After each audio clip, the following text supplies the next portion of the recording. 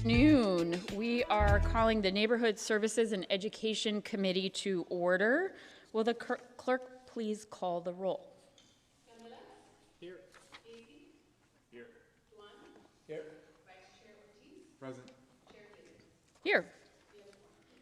Thank you. We have no items for the review of the work plan and no items for the consent calendar, so we will move on to item D, reports to committee, and item D1 is our blight reduction coordination with Santa Clara Valley Transportation Authority status report. Thank you. Hi, good afternoon, Chair and Council members. My name is Olympia Williams, Deputy Director for the Community Services Division in the Parks, Recreation, and Neighborhood Services Department. I have Aurelia Bailey, Interim Division Manager for ActivateSJ, here with me today, and she'll be providing an update. Thank you, Olympia. Good afternoon, members of the public and council members. As Olympia mentioned, my name is Aurelia Bailey, and I'm currently the Interim Division Manager for ActivateSJ. Last November, our City Council directed city staff to work with VTA to develop a formal agreement to address blight and homelessness on properties bordering VTA. This agreement allows us to work together more efficiently, basically to coordinate cleanups, share resources, communicate regularly, tackle these problems head on. So just a few things that we have been working on in our agreement is our joint cleanups, regular communication, and resource sharing. Ultimately, this agreement will help us improve communication and coordination between the city and VTA. I just want to highlight that one of the agreements doesn't involve any additional costs for either party. We aim to have this agreement fully in place by February of 2025. I also wanted to give a special shout out to our VTA partners they're actually here today in the audience in case any of you may have questions. And then also a special thanks to Jamie and Anthony from my team, who is also in the audience, who's been working on this MOU. With that, we'll take any questions you may have. Thank you. Do we have any comment cards? We have no public comment. Okay. Looking for comments from my colleagues. Councilmember Candelas. No, thank you for the update. I appreciate hearing and receiving this. I remember when we first brought this up to council, what seems like a couple months ago, but it was actually a while ago. So the progress is exciting, and hopefully we can use the power of partnership, especially with VTA, to show our community, show our residents that government entities can work well together, can play nice in the sandbox, and do it efficiently and effectively to obviously have cleaner streets and off-ramps. So I look forward to seeing the final MOA sign-off come to council, and I'm assuming that's coming to council in February. Awesome. And with that, I'll move acceptance of the staff report.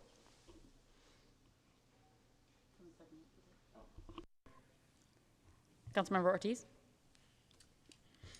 First off, I just want to thank staff for their hard work on this very important item. I agree with Councilmember Candelas. It's very important that us as government entities work well together, because at the end of the day, we serve the same population and the same residents.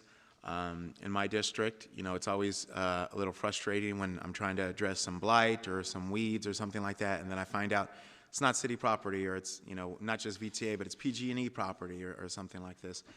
So I'm glad that we are identifying mechanisms and processes agreed by both parties to allow us to address some of these concerns.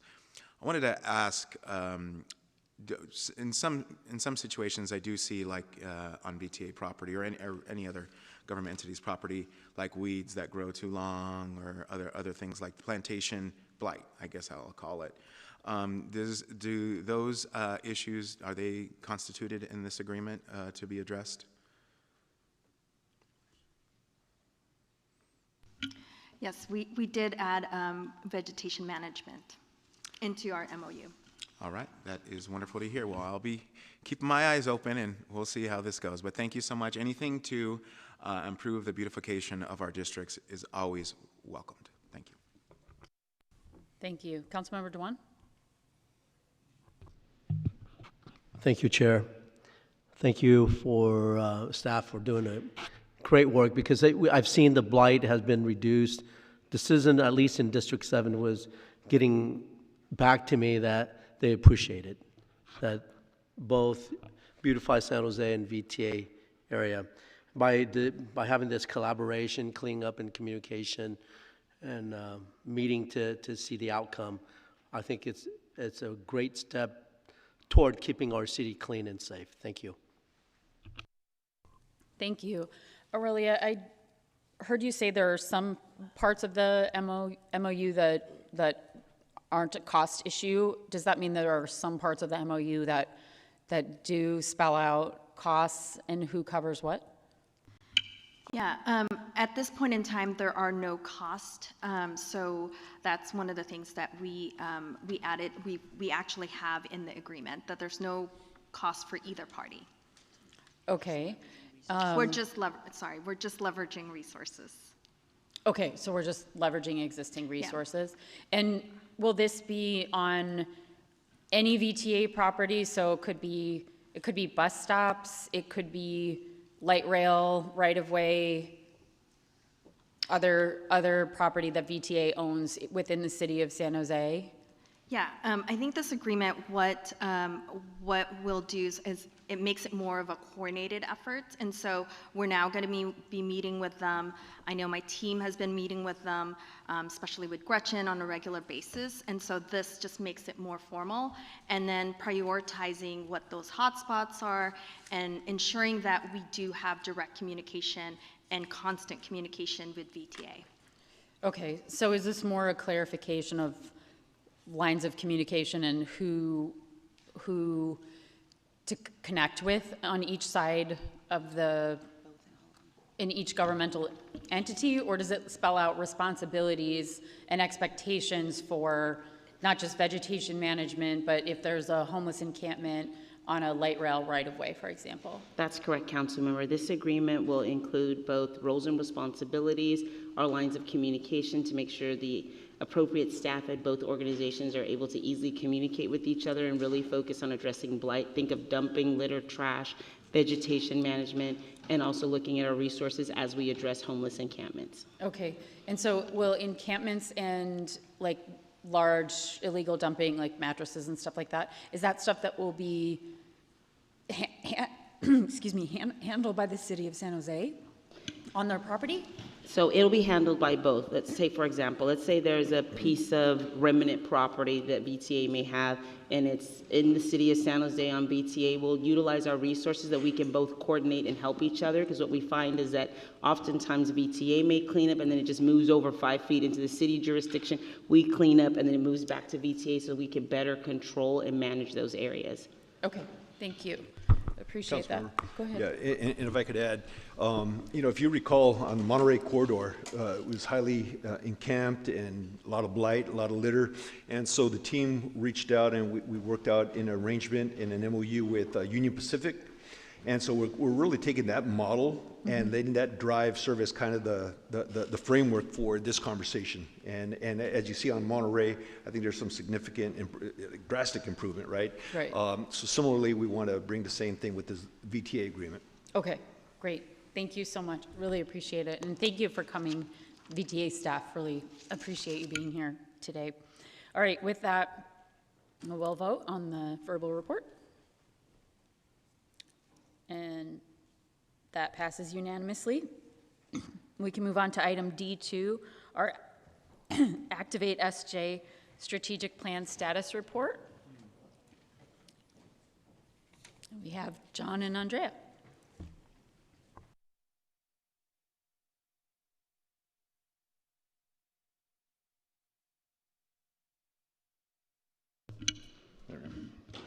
All right, good afternoon. John Cicerelli, I'm the Director of Parks, Recreation, Neighborhood Services. With me, Andrea Flores-Shelton, the Assistant Director for Parks, Recreation, Neighborhood Services.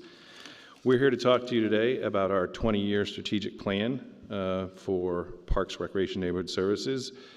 I do want to talk about briefly how we got here, since I realized as I was sitting in the audience that Councilmember Davis is the only person that was here when we passed this.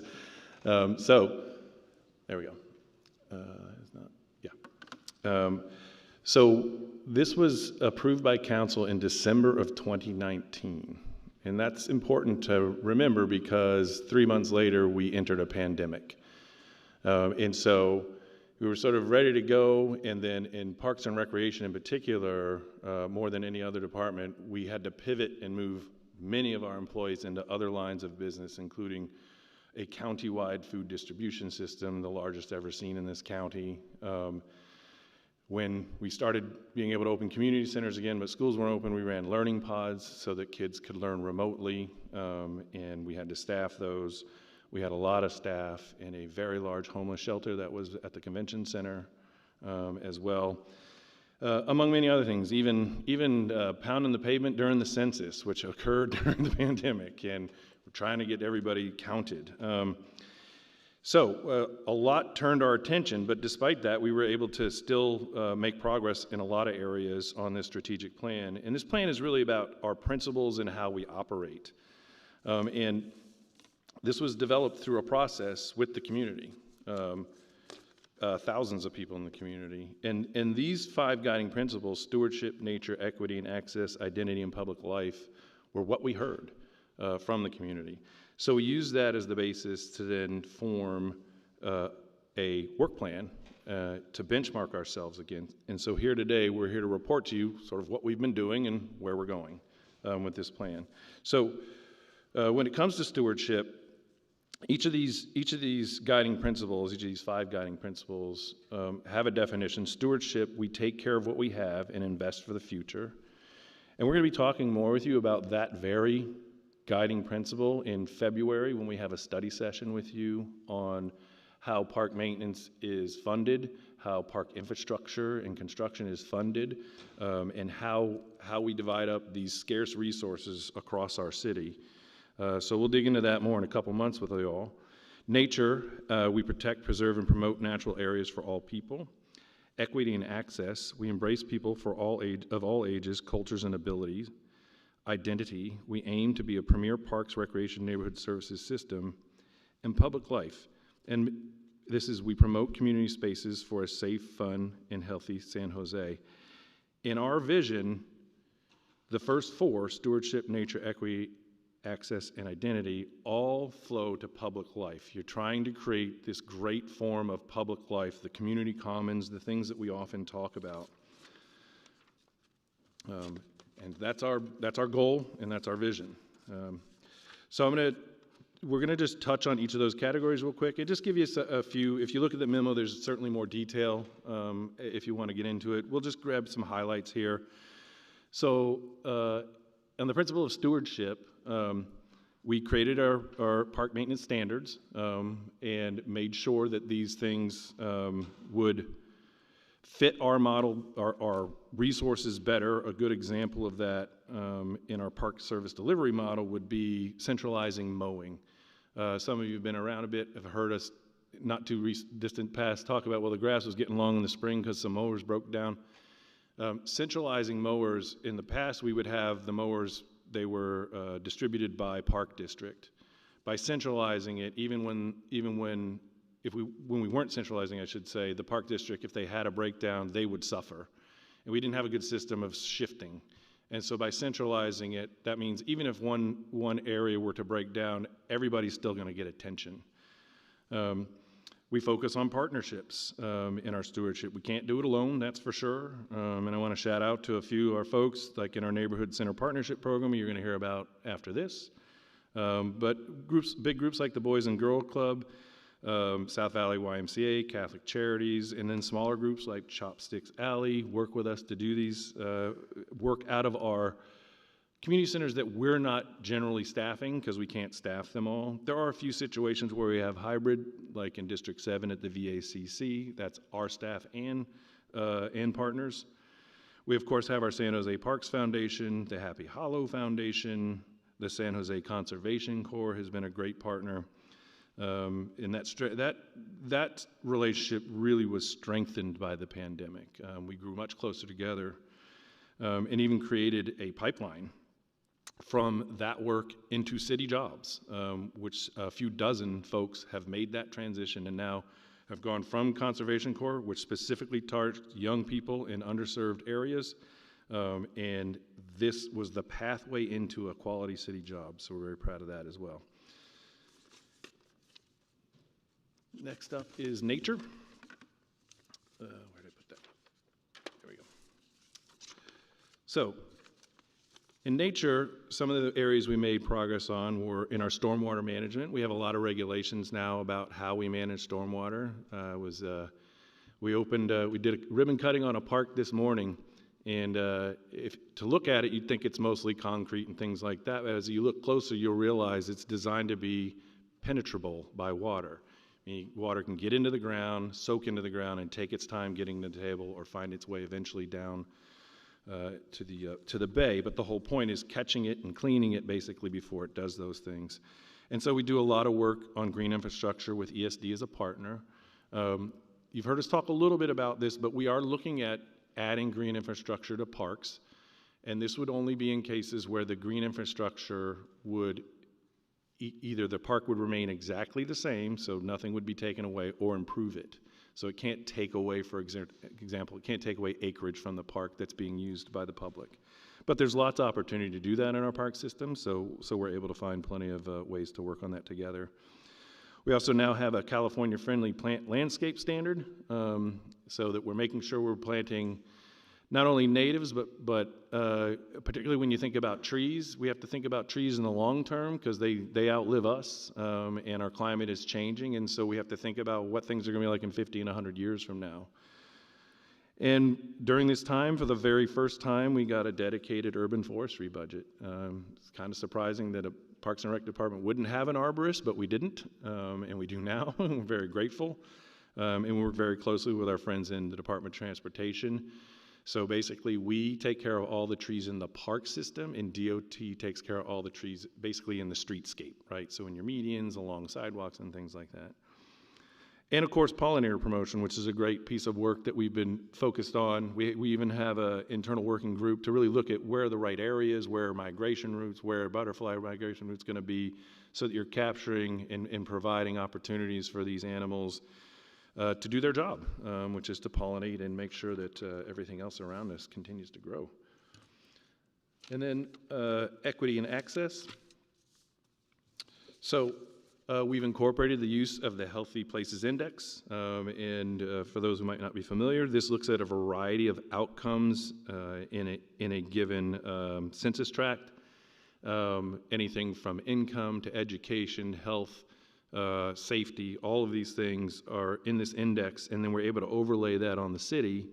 And then when we look at things like park scores, which we do every year, and we see low-performing parks, the first thing we do is use the index and start at that list, and that index helps us determine where we're going to start with that work, and those are going to be in the lowest served areas.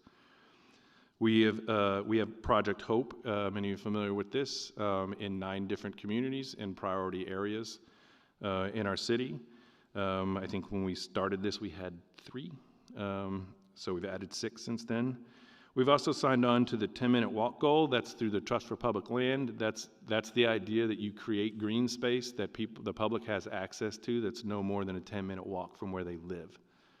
And so we use that mapping, again, when we're looking at new parks or where they might go, we use that mapping to try to fill those gaps. We, of course, do scholarships for folks that can't afford summer programs. That's particularly things like our after-school programs, our summer programs for kids, so that working families can stay at work. We prioritize those scholarships, so those folks get to register first. They have a window, I believe it's 10 days if I remember right. They have a window ahead of everybody else to register and take advantage of the scholarship so that they're assured a slot before we open it up to paying customers. We have a really robust racial equity action plan that we developed during this time. It covers all our divisions in close coordination with our Office of Racial Equity. And of course, we have a community activity guide, who I think most of you are familiar with, that helps really list out all the programs that we offer and how to access them. And so starting with identity, I'm going to hand it over to Andrea. Thank you. Good afternoon, Andrea Flores-Shelton. I'm Under the principle of identity, PRNS-led programs and parks, or through our collaborations and partnerships, PRNS is an essential player in providing our residents with services that impact their quality of life. And so through projects with quality design and materials, or when we participate in national initiatives like the Parks Prescription, Parks RX. Oh, can you go to the next slide? Sorry.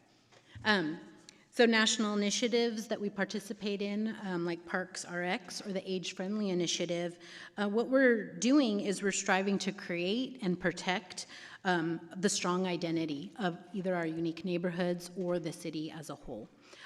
So you can see in our slides, we're very proud of Chiquita, one of the new parks in Emma Prush Park, and that again is one of those items that we're hoping to be an iconic playground amenity for years and decades to come.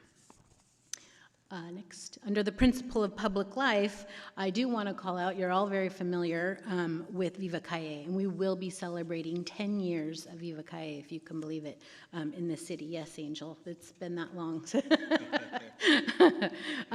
But we're very proud that this is one of our signature public life programs in this city, and it really does create a vibrancy that we were was once an aspirational goal. Now it very much is a part of who we are and a part of our department.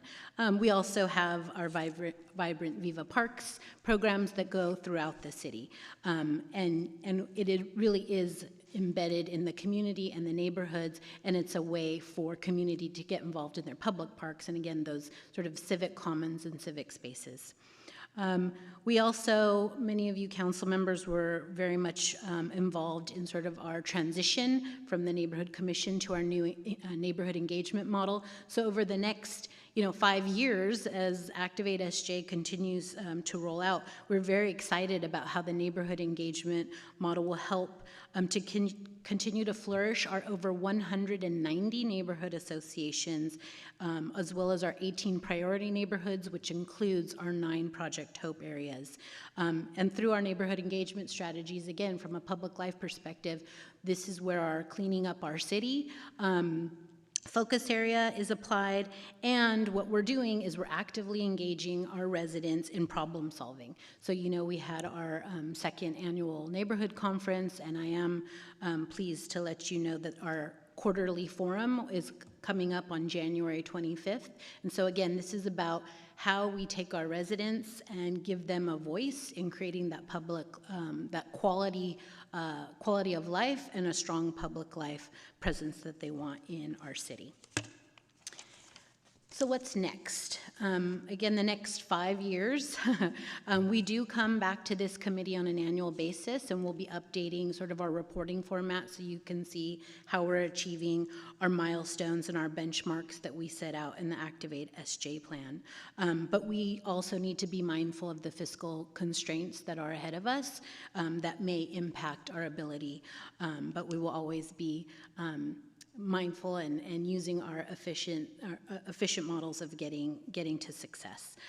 We do want to make sure that we are continuing to work smarter with using our volunteer capacity. As you know, we have a robust volunteer management unit, both for parks and on the Beautify side, and we continue to use that as a work smarter strategy.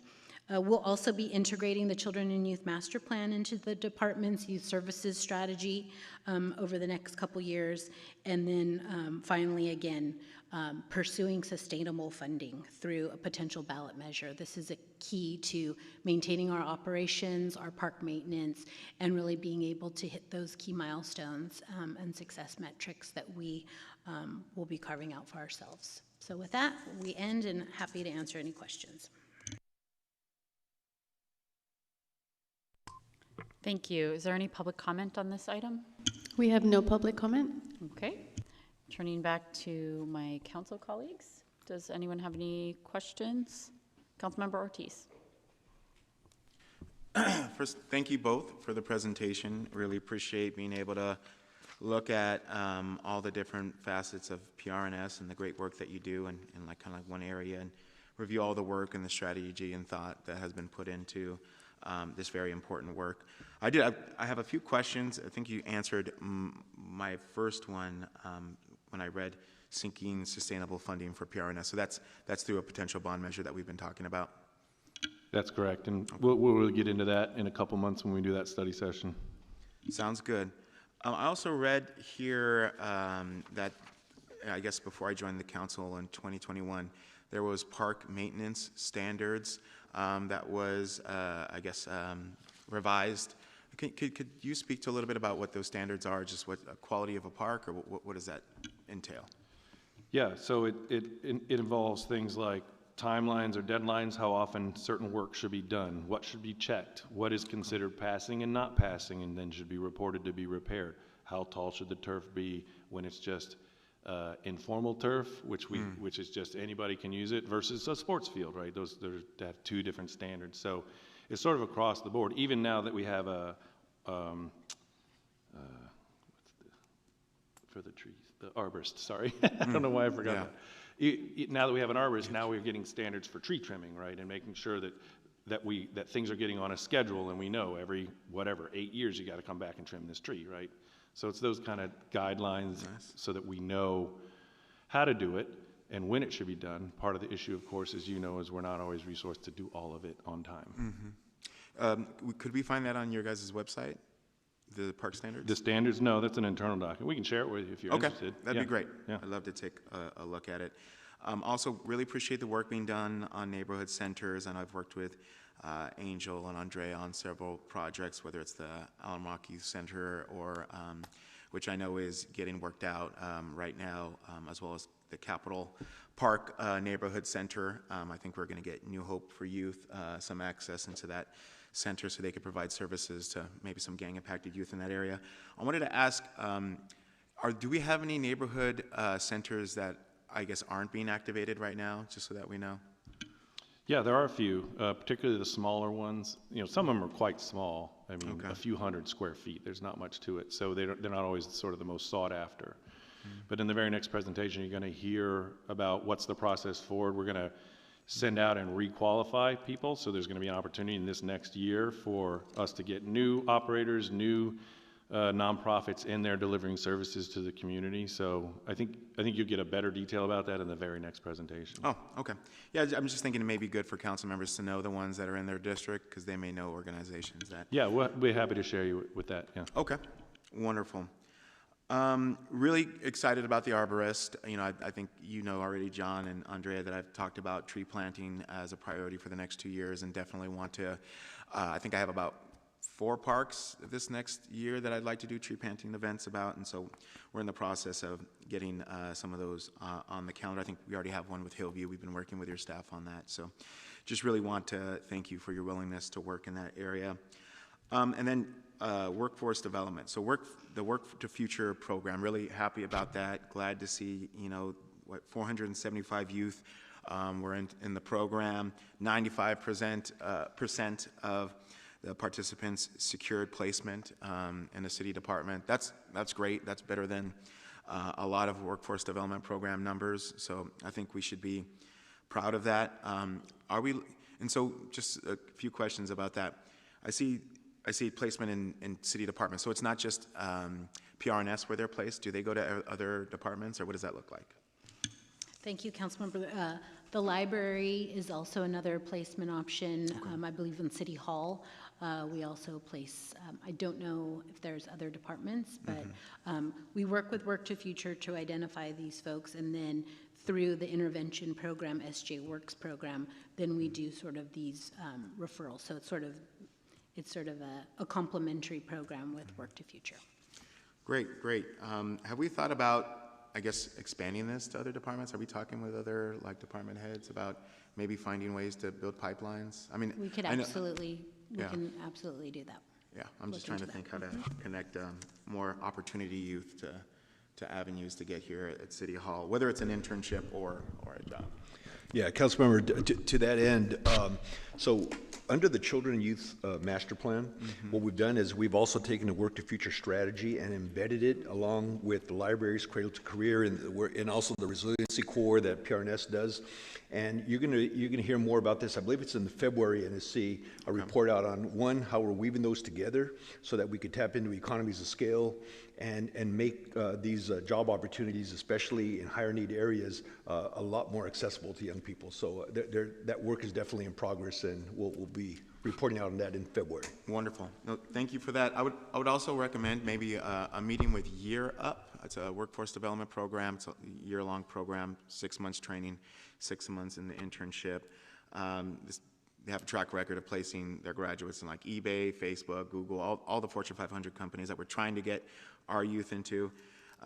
You know, maybe they have potential graduates or interns from their program that could be, you know, useful in non-traditional pathways that the current program is. So I'm happy to connect you guys to my contact from over there if that could be helpful. I'll do that. And then finally, you mentioned, I missed the first part, but you said there's a quarterly forum that you guys have. What is that forum about again? So when we sunset the Neighborhood Commission, we committed to having the annual conference. And in between the annual conferences, what we are doing is, and at the conference, we're asking residents, neighborhood association leaders, to identify those sort of hot issues that they'd like to sort of do a deep dive into. So the first quarterly will be January 25th. Okay. And that topic area is going to be public safety.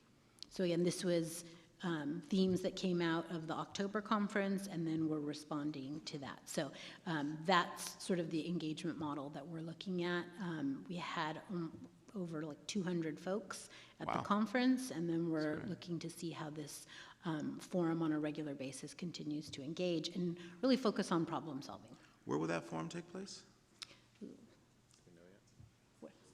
Roosevelt. Community Okay, Center. great. Yep, more information for sure to come as you push it out in January. All right, that's all my questions. Thank you for your hard work. Thank you. I don't see any other hands. I did want to ask a couple. Well, first I wanted to say, I just want to put a plug in for Viva Parks. I know it doesn't have as many participants, but it is so much more localized to neighborhoods, and I love the Viva Parks events, and I think again, even though you get fewer people, I think you get more people who don't come to Viva Calle and may not even come to our parks on a regular basis. So I really love those events, and I think they're just really helpful for building community. Also wanted to say thank you for the 10-minute walk, the Healthy Places Index focus, which, by the way, multiple people even in Parks Maintenance talk about. So that is clearly all the way through the department. And the Healthy Parks, Healthy People focus. All of that is in line with our Children and Youth Services Master Plan and our Blue Zones efforts. So just really grateful that work continues and that you're focused on those things in those ways. I also wanted to just give kudos the pollinators and the native plants. That has changed it's night and day from when I started. That focus on ensuring that we have more pollinator plants and that we have more native plants and appropriate non-native plants. It's something that really wasn't being discussed when I started 8 years ago, and now it's just it's part of the program. It's part of the plan, and it's just kind of part of the conversation. Again, same thing with the parks maintenance people. When we were walking around Beebrock, we saw there's just a little area that was basically dirt because it's kind of in between and didn't have any irrigation, and it was one of the parks people said, hey, this would be a great place for a native garden, and that's what we put in there. And it's just a really nice addition, and it's nice to know that we're thinking about those things in that way. So I would just want to thank you all for that. And then the question I had was, did this get presented to the Parks Commission, and if so, are there any comments or that they made that we would need to know about? They actually talked a lot about pollinator gardens. They all loved the idea, wanted to see more of it. It happened to be, I think we had an item on PRC that brought in folks too that were wanting to talk about that subject. So that was one of the big one. Anything else substantial? I think it's, it is such a kind of 100,000-foot level kind of document, right? So trying to ground commissioners into sort of the guiding principles. They just have a lot of overarching feedback on, public life. We have some commissioners that are very bike ped, kind of focused and want to see more of those type of programs. We have the pollinator, more nature-based commissioners. We have commissioners that are very engaged in sort of maintenance standards. So it's a whole host of comments that we get sort of on a regular basis from them that we are trying to, again, be a little bit more intentional about how we come back to you with their feedback. But they have a lot to say about a lot of things, and we're grateful for them. Great, thank you so much. All right, Councilmember Casey. Yes, thank you. Appreciate the presentation. This may seem out of left field, but there was something on the slide about pest management system and program. I know that's a big concern for folks in my district. Could you kind of go into some more specifics there? Happy to. So the integrated pest management system is designed to restore turf areas. So as you go around the city, particularly in the 9, 10, 11, 12 years, we cut severely into park maintenance. And so we were not able to do things like rodent control in the turf, and they gained a foothold when you stop. So this team will go through and remove the rodents to at least to a level that the regular maintenance can keep it at that level, and then they come through and replace the top of the turf. So it takes some time and intensity. There's some projects we've done in your district, which, by the way, welcome and congratulations, Councilmember Casey. And we can even talk to you about some of those areas, but that's what that team does, is they're basically turf restoration where we have severe issues with the ground. Sure. All right. Does anyone want to make the motion to accept the report? Move for approval to accept. And we got a second from Councilmember Candelas. We're ready to vote.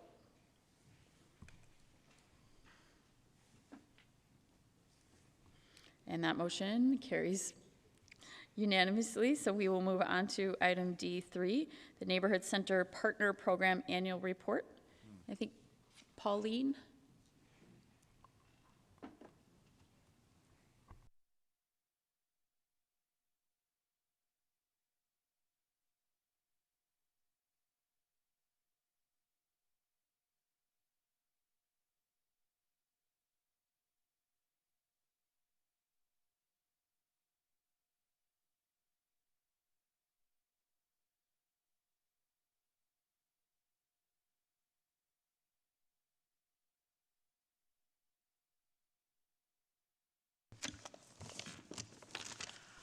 Good afternoon, everyone. My name is Maria de Leon, Deputy Director for PRNS, and I'd like to introduce Parks, Recreation, and Facility Supervisor, Ms. Pauline Keck, who oversees the Neighborhood Center Partnership Program, also known as NCPP, and she will be presenting today. You already know our fearless leader, Ms. Andrea Flores-Shelton, who's joining us here today, and also to my right is Hal Spangenberg. He's our Recreation Division Manager who oversees all of our community center operations and programs citywide. So last year, Ms. Pauline presented here at NSC on NCPP programs and operations and services. So today what you'll hear is an update on the NCP program, and we also would be happy to answer any questions you may have. Thank you. Good afternoon, Pauline Keck, Parks, Recreation, and Facility Supervisor. Who's controlling the slides? Next slide. I think it's this slide. First slide. Alrighty, so I do see some new faces as well. So I'm gonna go ahead and give some background on the Neighborhood Center Partner Program. But basically in around 2008, the city was having some budgetary issues, and we have these centers at our city facilities, and they used to be operated by city staff, but for the budgetary concerns, instead of closing down these buildings, we started, or council approved, the Council Policy 7-12, which is the Neighborhood Center Partner Program. It used to be the reuse program, and basically what that program allows for is we allow nonprofit partners or community-based organizations to operate these centers on the city's behalf. We cover, maintenance, utilities, and things like that. In return, they are to provide low-cost or free services to the community. So that's kind of how the program began. And then in 2018, the program actually went through an audit. And as a result, that's where we rebranded the program and became the Neighborhood Center Partner Program from the reuse program. We really picked that name to show that, our partners are our strength.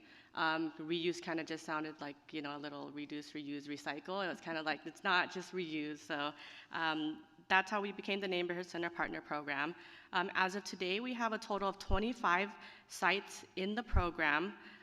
3 were recently removed. That's the Edenville Youth Center, Joseph George Youth Center, and the Kirk Community Center. Anytime we want to remove a site from our list, we do need to get council approval. That was approved in August of this year. The removal of those sites was basically due to the lease ending.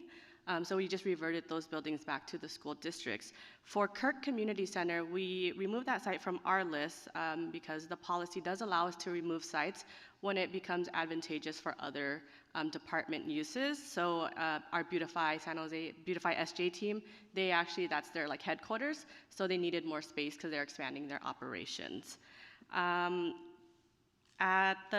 the 23-24 year, we have 13 sites that were operated by partners. That number today is 12 sites, and that's because we did remove the Edenville Youth Center, which removed a partner. However, we didn't remove any of the services. The school just took over the building, but they still have the same services there. And of the 25 sites, we have 18 total active sites with PRNS and partners. What I mean by that is there could be any combination of either it's just city operated, or we could have it hybrid where, John explained earlier, where we could have city programmings and a partner. And then we do have some sites that are just partner only. And then Councilmember Ortiz, earlier you did ask John about how many sites do we have vacant. We do have 7 sites that are currently vacant. Attachment B of the memo does have those exact sites and where they're at. Next slide. With the rebranding of the program after the audit, we really we wanted to have a focus on, or what the program was going to focus on. We developed these 5 priorities and goals. The first is to maintain safe, quality facilities for neighborhood services. We want to make sure our partners who are operating our spaces for us, have safe, quality facilities to offer services to the community. Number 2 is to ensure timely, transparent processes for operator selection. As John mentioned, we do plan on, releasing a procurement to revitalize our list. So we want to make sure we're not taking, years to release and qualify people. And then number 3 is to establish consistent enforcement accountability standards and metrics. That's so that there's transparency in who's in our buildings, what are they doing, what services are they providing. That's just to make sure they're not just there for free office space. Number 4, improve community access and knowledge of activities. It's great if you can bring all these programs to these centers for the community, but not so great if nobody knows about them. So we want to make sure that, they're posting monthly calendars, they're outreaching to the community so that the community knows what services are being offered there. And then number 5, increase the number of providers and services in disadvantaged communities. And that goes back to the procurement process and whether we release an RFP or an RFQ and making sure we have a robust list of providers to offer services. Next slide.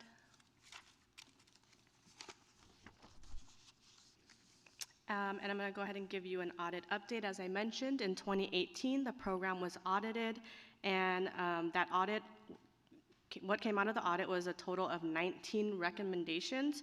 Over the years, we've been working on implementing those recommendations. As of today, we have implemented 18 of those recommendations, and we have one partly implemented.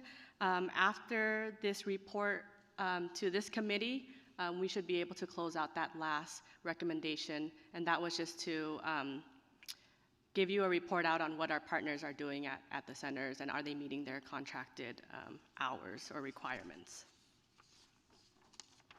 Next slide. And what we collect and why. So as I mentioned, the audit, finding number 2 of the audit was that PRNS can better ensure providers deliver promised services, and we are doing that through our reporting. As I mentioned, we don't want our partners just using our facilities for office space. We want to make sure they're providing direct services to the community, and we do that by our reporting and monitoring. So we collect performance measures. There are general and user specific.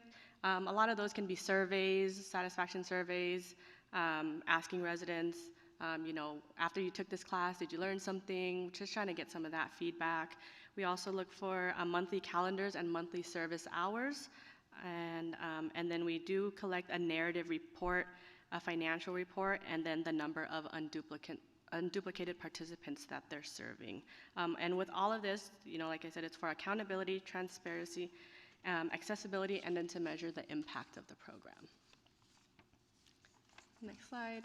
And with that reporting, we also ask partners to share with us some photos of what's kind of going on at our sites.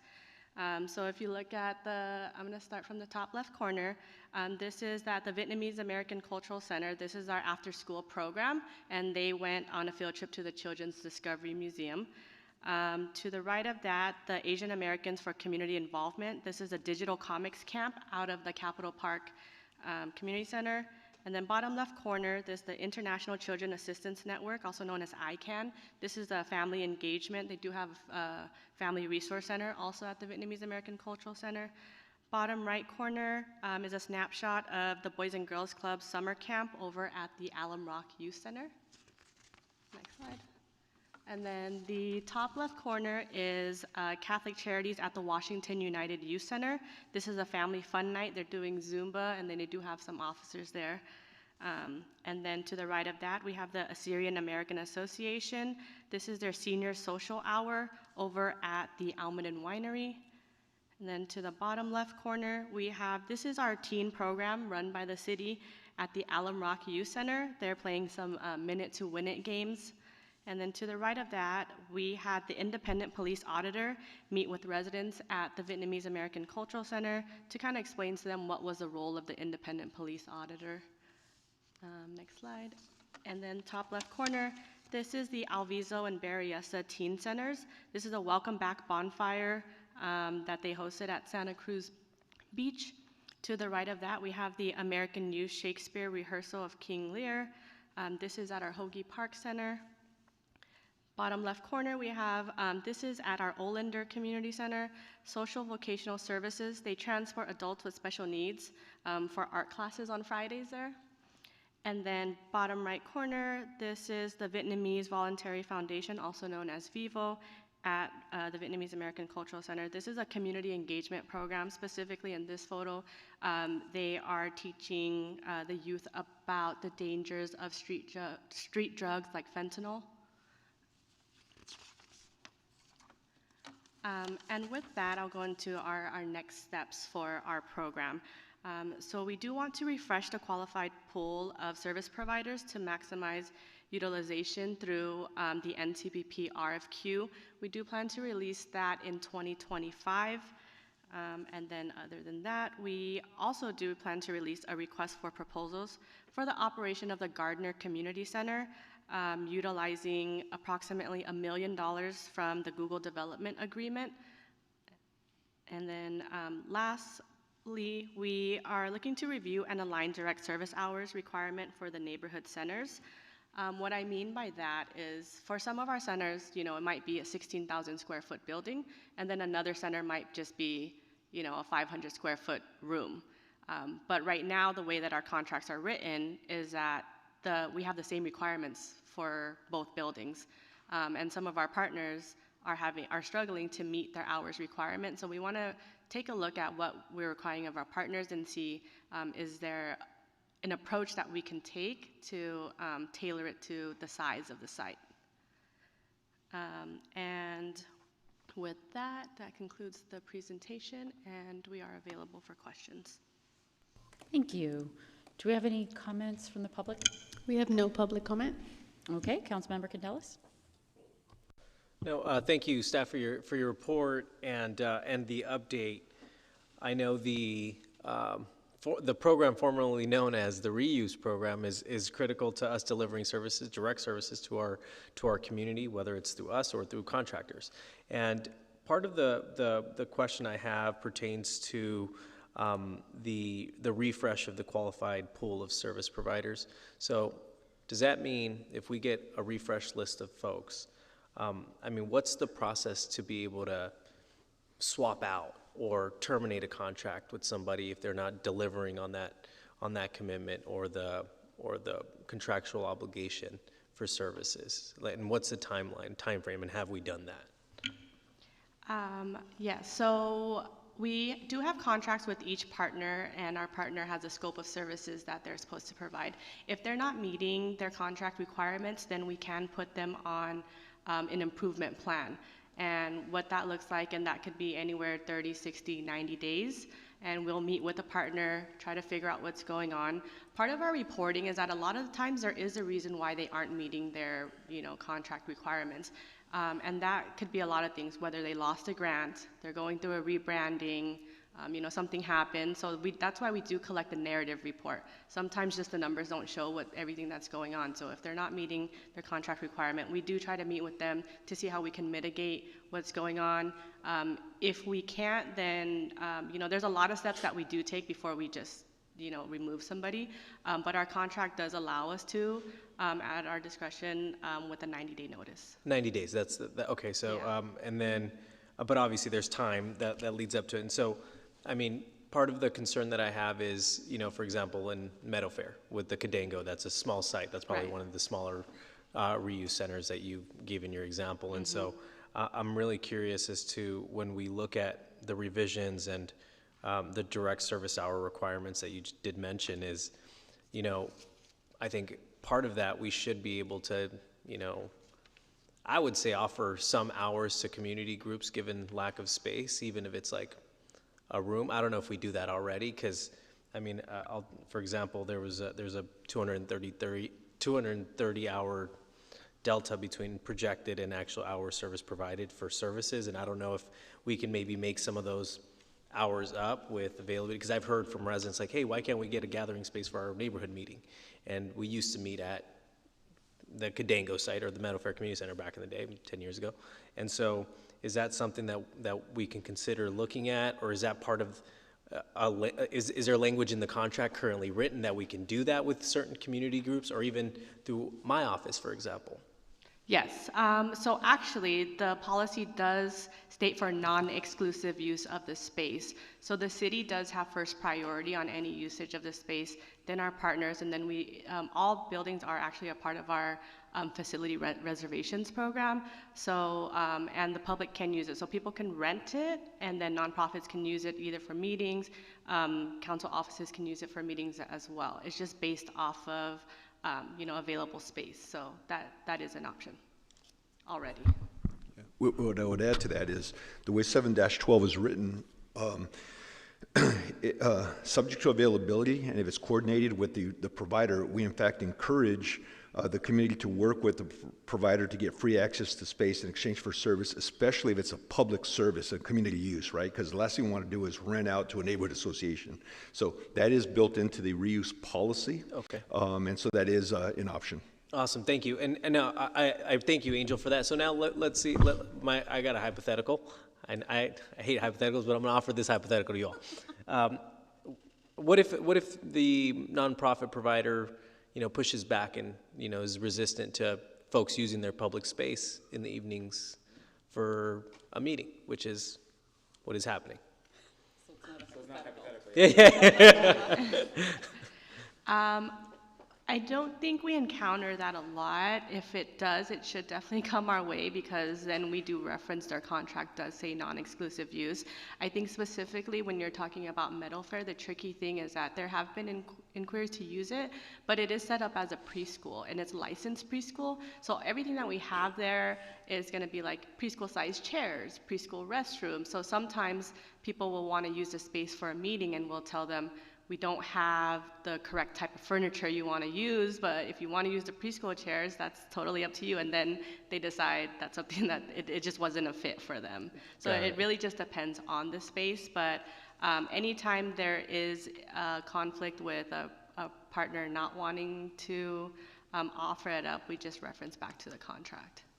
Fantastic. No, thank you. Thank you for that. And this is exactly, part of the reason why it's important to have these lines of communication open, not just with our partners, but with our city administration, our staff, and I appreciate the fact that we are going to be able to expand the number of service providers. Hopefully, it yields more than I see in attachment A. It's not numbered, but it's at least 20-something. So hopefully, we get more and an opportunity to be able to provide better services to our community, which is ultimately what the goal is. But that being said, I'll move acceptance of the staff report. Thank you. Thank you. Councilmember Ortiz? Great. Thank you, Madam Chair. Thank you, staff. Really appreciate all your help. I know we've been working together regarding the Allen Rock Youth Center, as well as just opening up Capitol Park to other usages. So really appreciate you working, with my staff and the greater District 5 community. I wanted to ask, I think I remember I guess it's this year, when we removed like 3 of the neighborhood centers. What was the reason why we removed Joseph George again? I remember coming by, but I don't know if I ever had a conversation with anybody about it. Yeah, so Joseph George was actually a long-term lease between the city and the Allen Rock Union School District, and that lease has long since been expired. Oh, I see. And then the way that the lease was written is that the land reverts back to the school district, but the city owns the building. So the way that it is that it is a portable unit. So if we wanted, the school district already told us they didn't intend to renew. So what that means for the city is that we would have to remove the portable unit, and it's not really feasible for us to do that. Removing a portable unit, we don't have any other land to put it on. Plus, we have to restore the land back to its original. That means if there was any plumbing or electrical, basically, restoring that back, and it's not feasible for us to do that. So we didn't want to renew the lease. So the school districts let us know that they don't want to renew the lease. Okay. Yeah, and in that case, we're kind of stuck on that. It's the same thing for Edenville Youth Center. That's the same reason the lease expired. So same thing there. All right. I didn't even know there was a youth center up there. How long ago was it actively being used? When was the last time that was being used? For Joseph George, it was used prior to COVID by it was like a science, like STEM kind of program. Oh, Dr. Castro. It was an Alliance Do for Youth you recall Achievement. Dr. George Castro? Yes. Yes, so he used to run a lot of STEM programs out of there. And so it really was more like a lab than a recreation center. It was a lot of sort of after-school educational programs. Okay. All right. Thank you. It's good because it's a spot in kind of like the foothills that a lot of people don't have access to services. But I guess we'll move forward. Thank you. Councilmember Casey? Thank you, staff, for the presentation. Would there be an opportunity to pursue a more strategic partnership with the partners where they would publicize city services and programs, or even more specifically, open jobs with the city, just to get that information out to the folks? Yeah, so that's the intent. That's how it should be working. Our partners working closely with us. If we have programs, they market for us, we market for them, kind of build that symbiosis relationship. But is there any oversight to ensure that that's actually occurring? Is it implied or is it actually enforced? Yeah, so we do have, and this was kind of one of the audit things, was to make sure that residents know what's going on at the center. So at one point the city or Parks and Recreation does community activity guides. So if we were kind of bouncing off of that and having any of our little remote sites put their information into there. We do also have our partners' information on our city's webpage. So if you look up like Capitol Park, and if we have a partner there, you'll see what partner is there, what services they have, and their information. Through our contracting, we do have site visits. So when we go out to all of our sites, and we look at calendars and things like that. So yeah. Right, but is it like, do they have job opportunities for the city open and stuff like that? Do we have a standard with which, I mean, if they just have one item or one program that the city offers, does that check the box and they're pretty much, I mean, could it be more standardized in terms of what we expect to have put out to the community? Maybe something. Could you clarify what you mean by jobs? Jobs with the city. We've got a lot of jobs that are open, and this is reaching So you out to want our them jobs. to help us Promote openings. Oh, okay. Yeah. Sure, we could. Sure, we would be happy to work on making sure that's maybe a contract requirement. But for the most part, these nonprofits, yeah, we can make that a part of their requirement, sure. Thank you.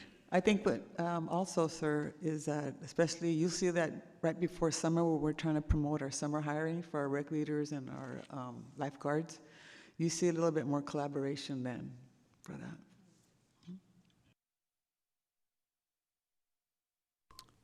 All right, I don't see any other hands, so we are ready for the vote.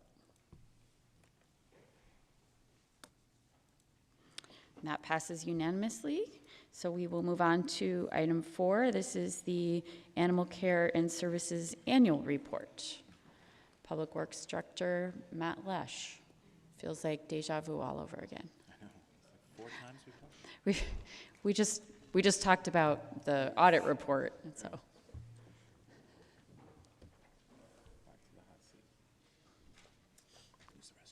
Yep.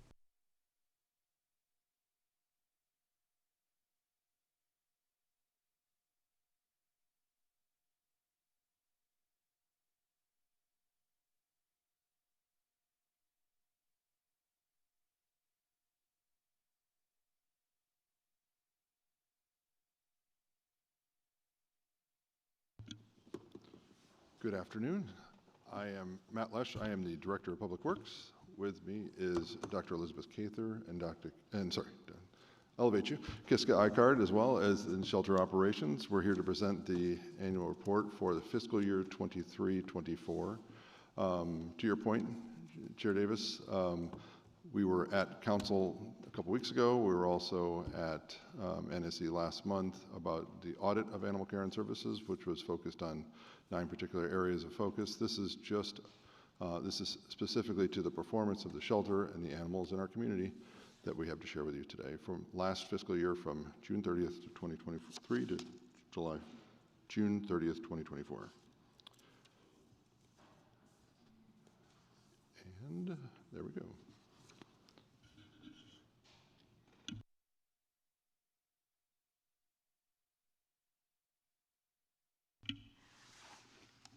In this report, we'll be presenting details of the activities for fiscal year 2023 to 2024, unless otherwise noted.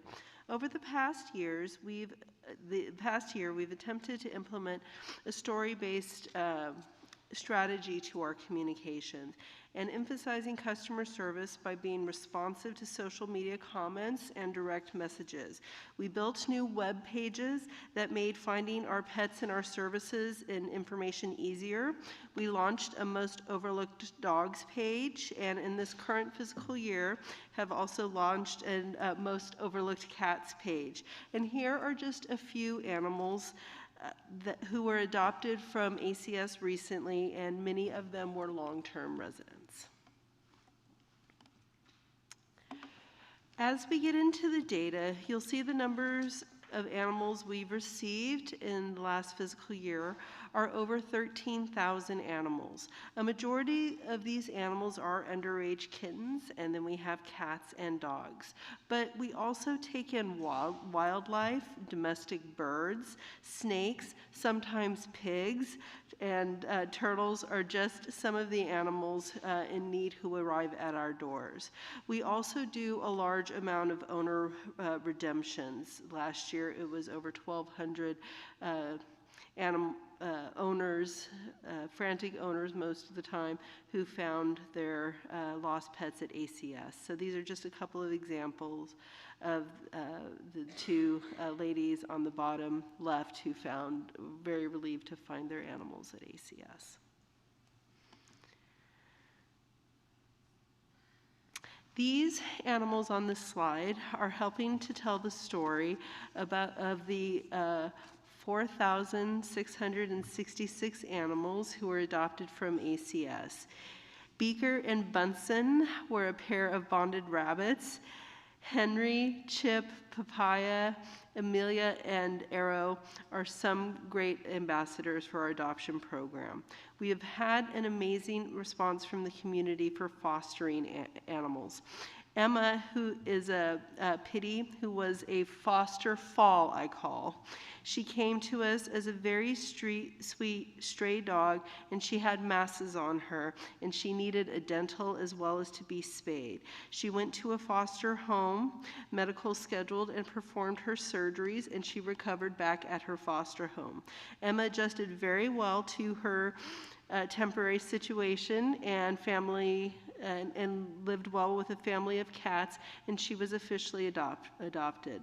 Last year, 3,588 cats, dogs, and small animals were cared for in foster homes.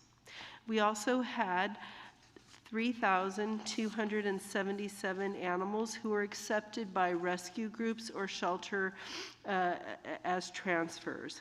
Taffy, and she's the black chow that's on the right top corner, is one of the dogs who came to us as a stray. She was pretty shy and pretty particular about who she was accepting of. And she was networked by a group of staff, volunteers, and rescue partners who found a positive outcome for her through rescue.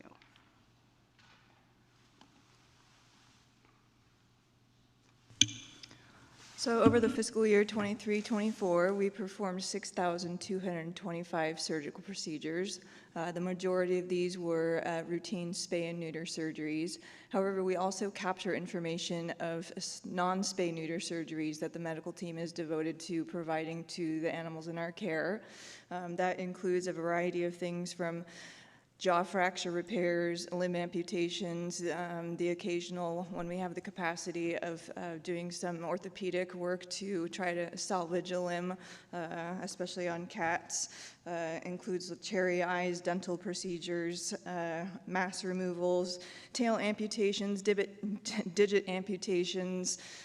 We get a lot of emergencies in that need emergency surgery, hit by cars that have tears in their diaphragm, so all their abdominal content is in their chest. So we have several of those come in every year as well. So it just captures that it's not just spays and neuters that the medical team is providing. We're providing a lot more advanced and emergency surgical procedures as well. And you can see that little dog back there. That was a Cheddar in the wheelchair. That's here. Go back. There we go. Oh, yeah. So yeah, you can see the radiograph up there. So that's one of the kitties that unfortunately was hit by a car and had a fracture to the humeral bone. Thankfully, the fracture was fresh enough that we were able to pin it. Cat made a full recovery. We removed the pin, and cat is still a four-legged cat. The little doggy in the wheelchair, we had a string of dogs that came in paralyzed but still had continence, meaning they were able to defecate and urinate on their own. So we have purchased our own little stock of wheelchairs for these dogs. This dog immediately took to the wheelchair within 20 minutes, started tootling down the hall. She actually did get adopted, and we received information, I think about 4 to 6 weeks later. She sent us a video that the dog actually started to regain function of the limbs, a little weak, a little ataxic, but started to use those limbs again. So we'll go through a couple slides of charts since there's lots of heavy numbers and sometimes the report's pretty dense in terms of the way the numbers are presented. Starting with our field services, one of the things that came out even at the conversation at council is that our examination of our field services is compared to for the other contracts jurisdictions. Essentially, the message is this: we're down in terms of number of calls for service that we actually have to respond to. We get about 50,000 calls a year, but send folks out to the field about 15,000 times last year. But compared to the other jurisdictions, you'll see, so this is the last year we'll report on Los Gatos because they're no longer contracted with us, and so you'll see one drop off next year. About 86%, if you do all the math between them, about 86% of all the calls each year are within San Jose's jurisdiction and to San Jose. To compare some things about animal intake, the year prior, not last year, but the year prior, we're hoping and planning for was our nadir is the low point in terms of intake and our ability to serve the animals in our community. And so most of the numbers that you'll see in the further slides are things that we had hoped for and expected and worked on, is that the numbers are going in the direction we want. And as we discussed multiple times, both at the last time at NSC, but also at council, we have a lot of work to do. We have a strong work plan, but we have a lot of these numbers that are in the positive direction in terms of our ability to care for the animals. And so we had an increase of about 2,000 animals intaken into the shelter last year. This is a little separation by age. So if you're seeing cat and kitten, puppy and dog, and others, we didn't break out the others because there's a big mix in terms of what goes in there. We don't have a breakdown of adult turtles versus young turtles. I don't even know what a young turtle's called, but a hatchling. Okay, there we go. I learned something today. But as you can see from year over year, and if you're looking at just say the yellow to the yellow, so our kittens are up considerably from the prior year to last year. Our cats are up from the year prior to last year. Our puppies are up, and our dogs are up in terms of across the board, across all spectrums, ages, we're generally up. Puppies in particular are in line with the 5-year trend. Sorry, kittens are with the 5-year trend, but you can see all of the others are lagging, especially on the cat side. And so there's some things in the data there that we're going to need to tease out over the next couple months to think through planning-wise what we're doing there. In terms of outcomes, so the prior was the in. So animals come into the shelter a few ways. There are strays, there are confiscations, and there are owner surrenders and so forth. Outcomes are out a couple different ways in terms of adoptions, rescues, transfers to other organizations, and at times when we can't save them, we have deaths or we have to euthanize them. And so we had 12,256 outcomes, and this is just looking across the board in terms of the types by ages, really, cats and kittens and so forth. And so again, year over year, from the prior year to this year, this last year, kittens are up, cats are up, puppies are up, dogs are up. And this is a breakdown of the vector by which they went out of the shelter. And you'll say, like, why are there only numbers in the last 2 years? One, it's a very busy slide with all the colors and the bars with so many of them. We really just are comparing ourselves to where we were just a year before to where we are now. And so we'll dig into some of these a bit. The one thing you'll see is adoptions continue to climb year over year to a record year last year. 4,600, almost 4,700 adoptions from our community. Our cats going out of our shelter, or animals from our shelter going out into the community. What you'll see is transfers were basically flat, rescues were down a bit, return to owners, so that's the owner finding the animal with us, sometimes like 4th of July, so you know, it was a big day for us. People coming in, lots of fireworks, make dogs run away and get scared. They end up getting dropped off at the shelter, and owners are able to find them through our different platforms. And this is another good reason to chip your animal so that we can have an ability to outreach and identify them. You'll see that this RTF, which is a return to field, it's an outcome that we've been tracking in the last 14 months or so, starting in that fiscal year, is to gather information of animals when we TNR them and they're going, Lots of acronyms for me to remember as an engineer, and small words scare me.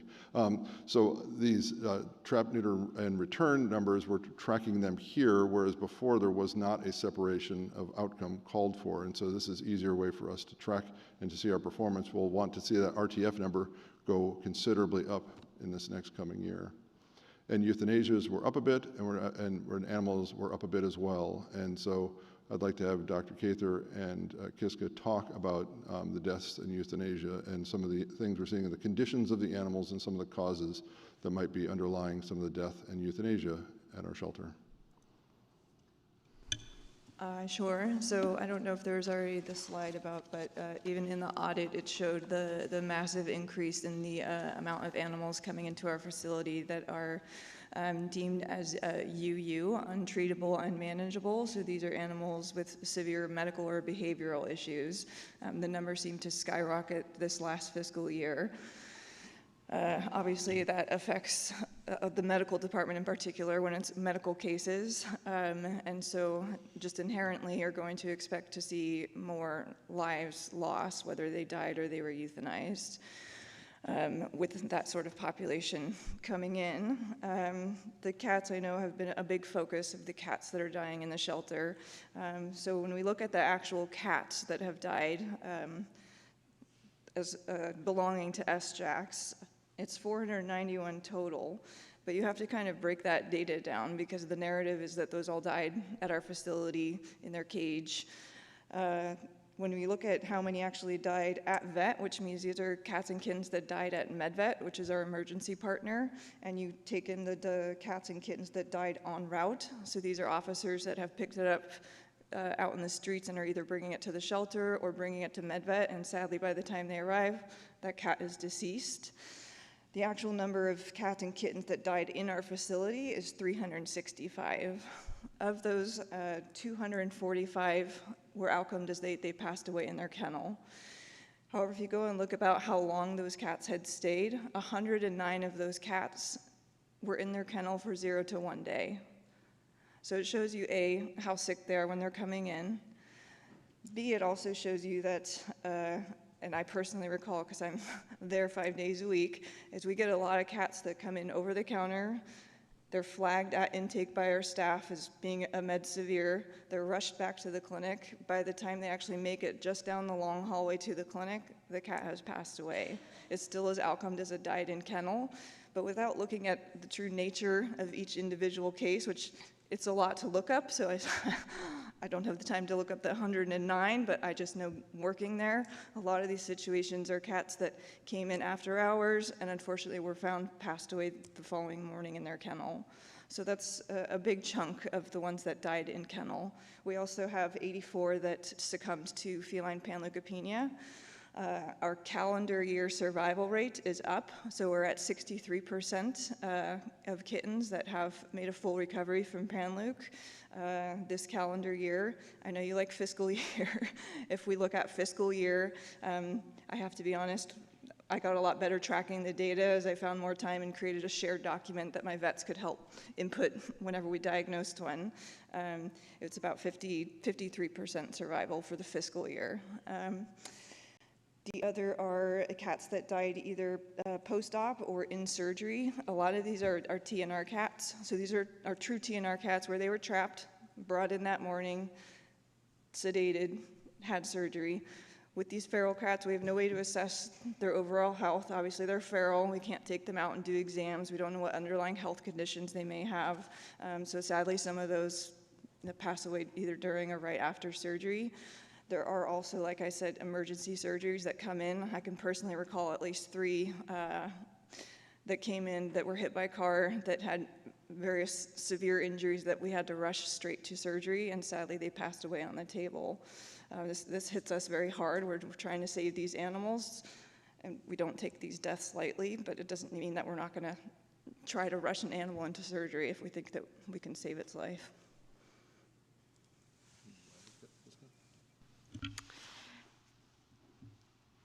This is one of, I think, the hardest things for us to discuss, and not that part. That's not hard to discuss. The other part. This part. Sorry, I was finishing up on the died and the euthanized number. And the benefit of the time that the auditors spent putting together their report and really being able to analyze, and they pointed out that the number of animals that we are receiving as unhealthy and untreatable really did significantly increase. So we have a more critical population and a larger population of animals that that do not have a great prognosis.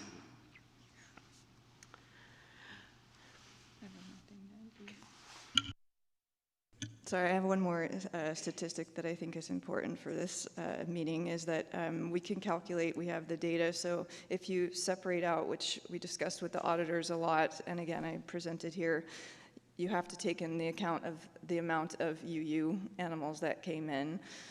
So if you separate those out as their own population, our live release rate, not counting those, is well over 90 for dogs and cats. If you look at the UUs as their own separate population, our live outcome for cats and dogs that came in as a UU is 57.5. I think that's a big number to be proud of. These are animals that the coalition has agreed, absolutely unhealthy, untreatable. It shows the dedication of SJACs and the medical team, that if we feel that the animal has a good, decent prognosis, even though it's a UU, we're gonna try, and more than half of them had a live outcome.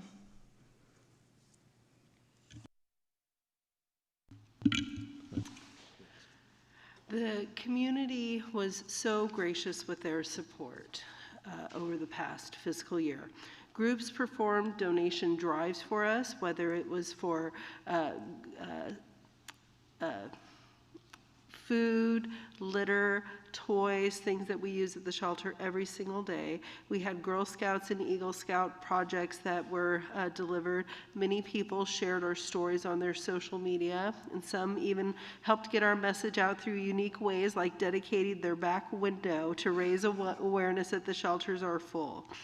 Up in the top right corner is one of our most prolific foster parents who has taken in, we estimate, about 150 kittens over the last 2 years, and nearly nonstop over the past 2 years. Whenever he has dropped off a litter of kittens that are ready to go off to adoptions, then he's taking another group, and he also takes some of our medical cases as well.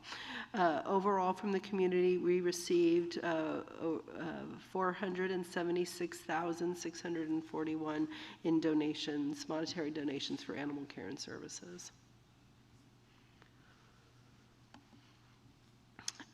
We also made continue to make some facilities improvement. One of the most significant, Dr. Cather, you want to talk about the hospital? Yes, so as you can see in the first picture, that plastic sheet was actually a physical wall, and behind that there was 2 of those long, narrow wards meant to house the medical cats.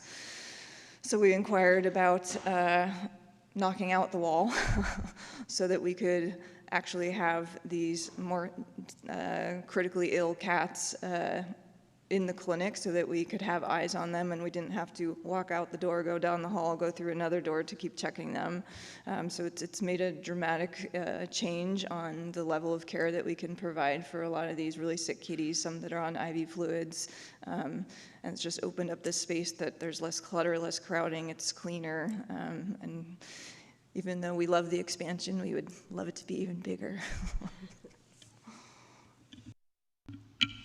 We also made improvements in our play yards, so the 2 photos over on the right. Now, the previous fiscal year, that was all open space, so we had made some fenced-in yards out of that, and this last year we invested in synthetic grass. And this has really helped to keep the dogs cleaner. If it rains or if it's muddy and somebody wants to come and meet a new dog, they're like, oh, please don't jump up on me. So this has really helped to improve how clean the dogs are. And we also laid synthetic grass in the courtyard where we do a lot of the meet and greets. So that has definitely helped with improving aesthetics, but it also helps with reducing the amount of flies and definitely with a cleaner, healthier shelter.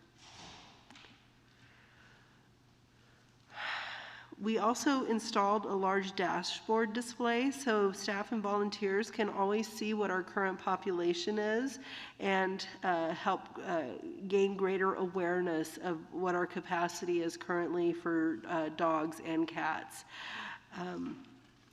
We also installed 2 tubs, bath tubs. A generous donor who was acknowledged by the city, Gabe Routh, donated 2 tubs that we now use for bathing dogs that are dirty and preparing them for surgery, sometimes before they go to rescue, or even by foster parents that have come in and bathed their foster dogs.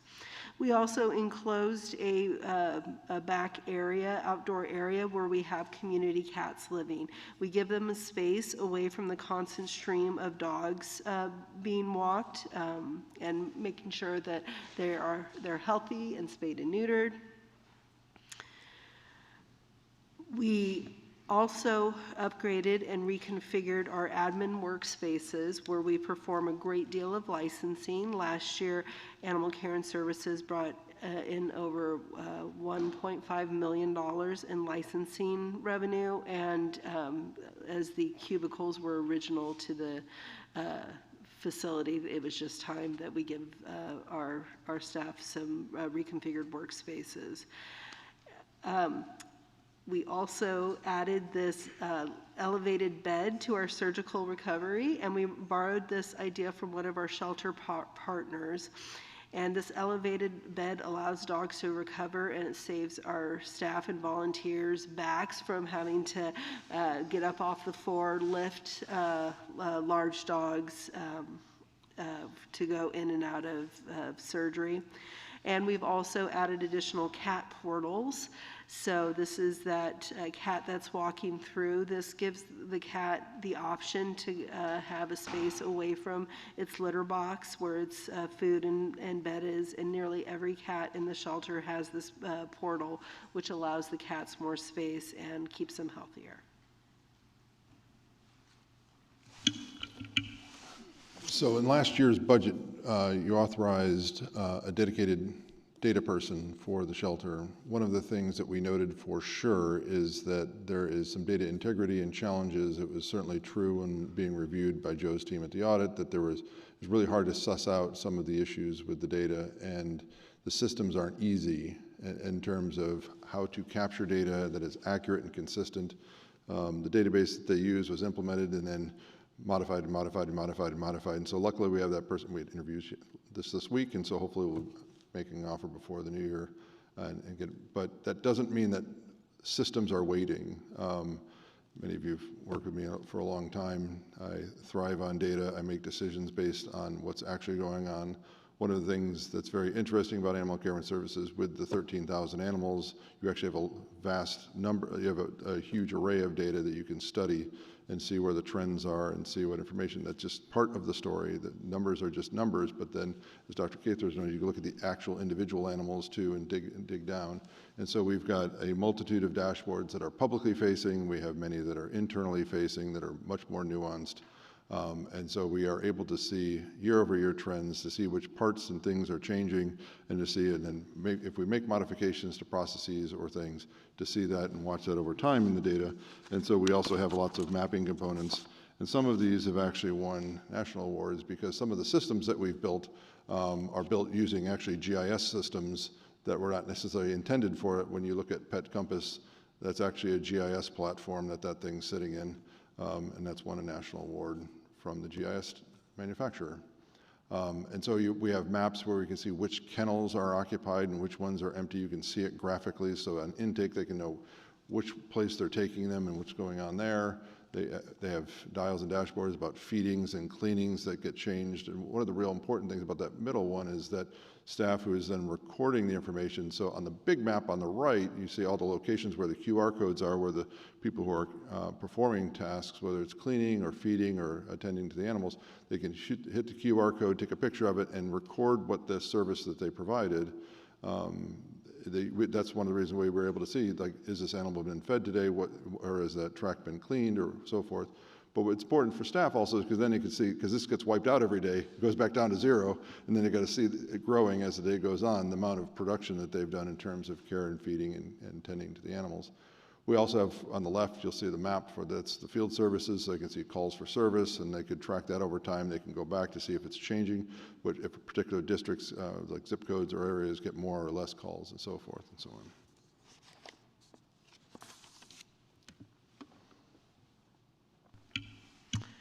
Oftentimes, our field officers are called to respond and assist with activities related to encampments.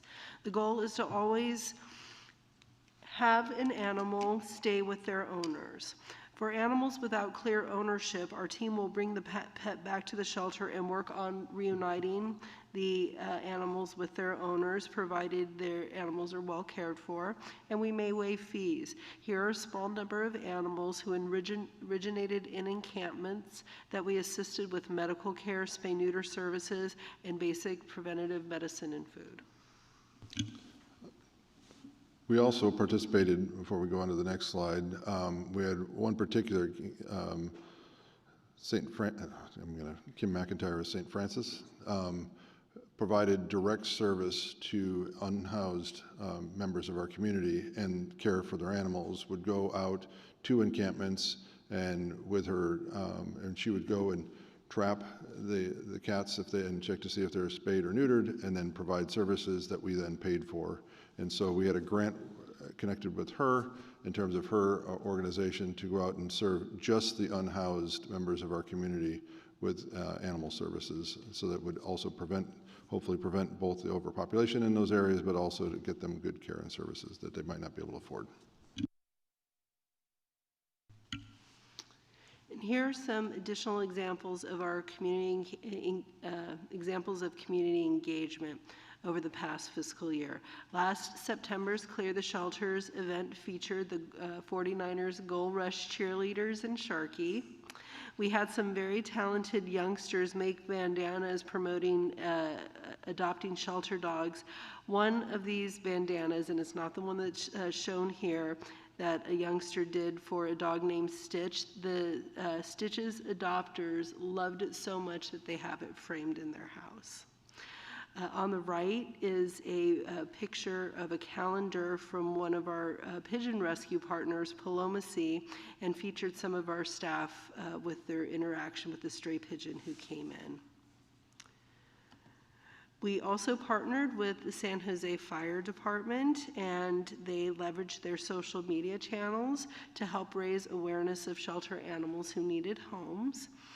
And here in the middle, bottom middle, is an example of the donations we received from the community, and those are being sorted by one of our volunteers that's there 4 to 5 days a week, taking in all the donations, making sure everything gets organized, the things that the shelter might not be able to use if another rescue group can use it, and what also providing food for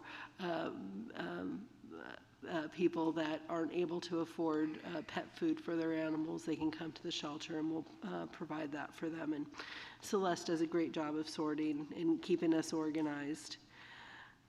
One of our very proud new collaborations is with a community-based rescue called called Adopt My Block, and they have these T-shirts that they have promoted that say "Dogs are dope," and they added San Jose Animal Care and Services for a special limited edition t-shirt that they made and sold, and they gave us the proceeds. And Adopt My Block works really hard in the neighborhoods to reunite lost dogs with their owners, and helping people with resources to help keep animals from coming to the shelter. We also submitted and were awarded a Pet Lovers Spay and Neuter grant, and that's through the state.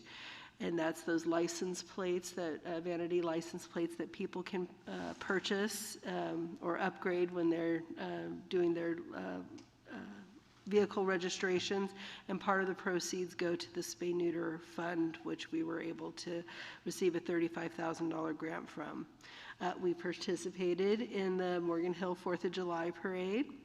We also brought in an animal behavior expert to do training for staff, volunteers, and rescue groups, and we have seen a decrease in the number of bites that we've had in the shelter as compared to the year before. We also hosted our first Viva Calle pit stop on April 21st, and we had approximately 500 people stop by, come into the shelter, to take a quick tour, and most of these residents were first-time visitors to the shelter. We also brought our animals out to events, for example, like the city's career fair. And we partnered with San Jose Library to create a time and space for elementary children to come in and to read to our shelter dogs. It's called the Reading to Rescues program, and we will be announcing dates for next year fairly soon. In my closing, I just wanted to say thank you to the community. Thank you to the adopters, the volunteers, the foster parents, the rescue partners, concerned citizens, council members, and your hardworking staff, the Public Works Department, and all the dedicated team members that make up our one team. It takes a village, and on behalf of all of these grateful faces, I thank you. We're available for your questions. Before we go to public comment, I just want to thank Dr. Cather Kiska for all your work and your team's work. I know that shelter work has got to be tough. Seeing the deaths and the euthanasias, I mean, that's a lot of death you're seeing every single day, and that's just got to wear on you and your team as well. And I just really appreciate that you're so dedicated to your work, and just want to thank you and your team for all that you do. Can we go to public comment? Yes, we have 13 speaker cards. Can the following speakers, in no particular order, please sit in the front row marked reserved in blue? The first available speaker can walk up to the podium to speak. You will each have 2 minutes. Okay, we have Mike Wagner, Nineveh Parker, Rosario, Ann, Lynn, Annie, Jennifer Flick, Kay Blom, Anna Spear, Dinah Hayes, Liz Holtz, Mary Jane, and Maddie O. Thank you.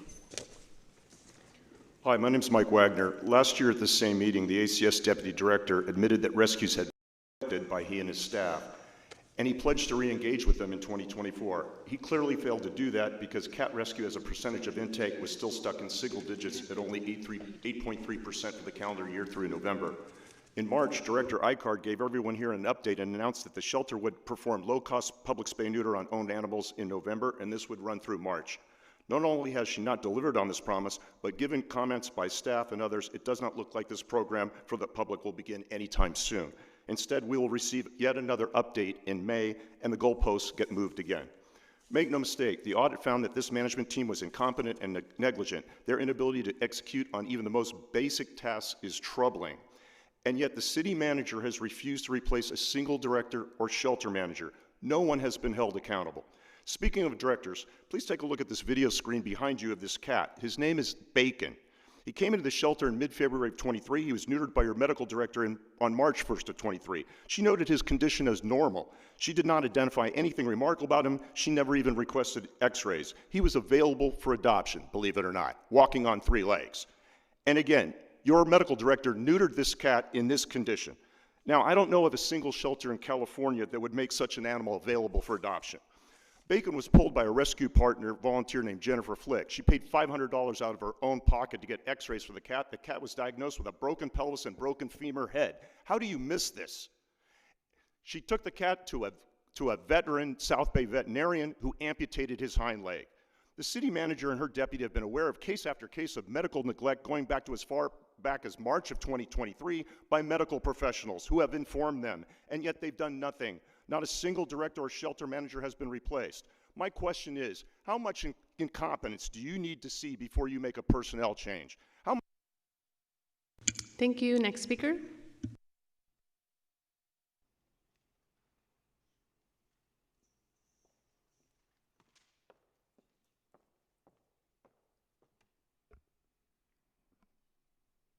Good afternoon. I'm just going to finish what I didn't get to finish last time. I feel like I urge you closely to examine the reasons behind the ongoing struggles faced by the medical staff.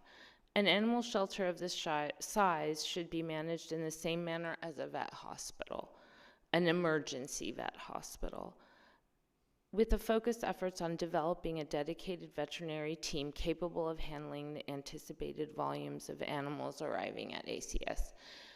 It sounds like there's good things being done, but it's not enough for the volume. I would hope in 2025 that necessary actions are taken to focus efforts on hiring a larger veterinary staff and even swing shifts and overnight shifts. These animals need someone of medical capability at all times of the day. I grew up in San Jose. San Jose Care Services has so much potential. I hope to see this achieved in 2025. Thanks. Thank you. Next speaker.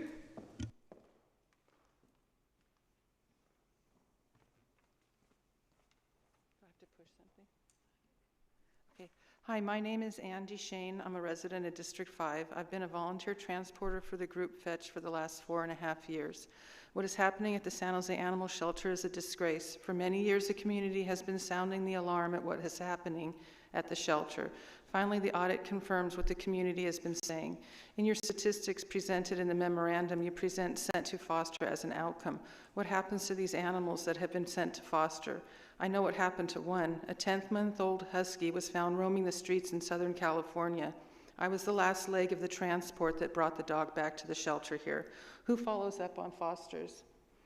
What is a policy for even being a foster? How many animals in foster are lost once in foster or die in foster care? These statistics should be reported. When I added up the totals, there are 247 animals missing from this count. Are these animals that die alone in their kennels because they did not receive medical care, like the kitten Cookie, or not checked on after surgery, like the dog Rufus, after routine neuter? Full transparency requires you to show how many animals died in your care and the reason for their death. All the frontline staff I interacted with when I go in for transport are caring and hardworking, trying to do the best they can. It seems to me the reason changes are not being achieved is due to the management at the shelter. Managers should be able to pivot when what they are doing is not getting the best results. They should be open to receiving suggestions and not get defensive. I fully believe the only way changes are going to happen for the sake of the animals is to have a complete change of management and culture at the shelter.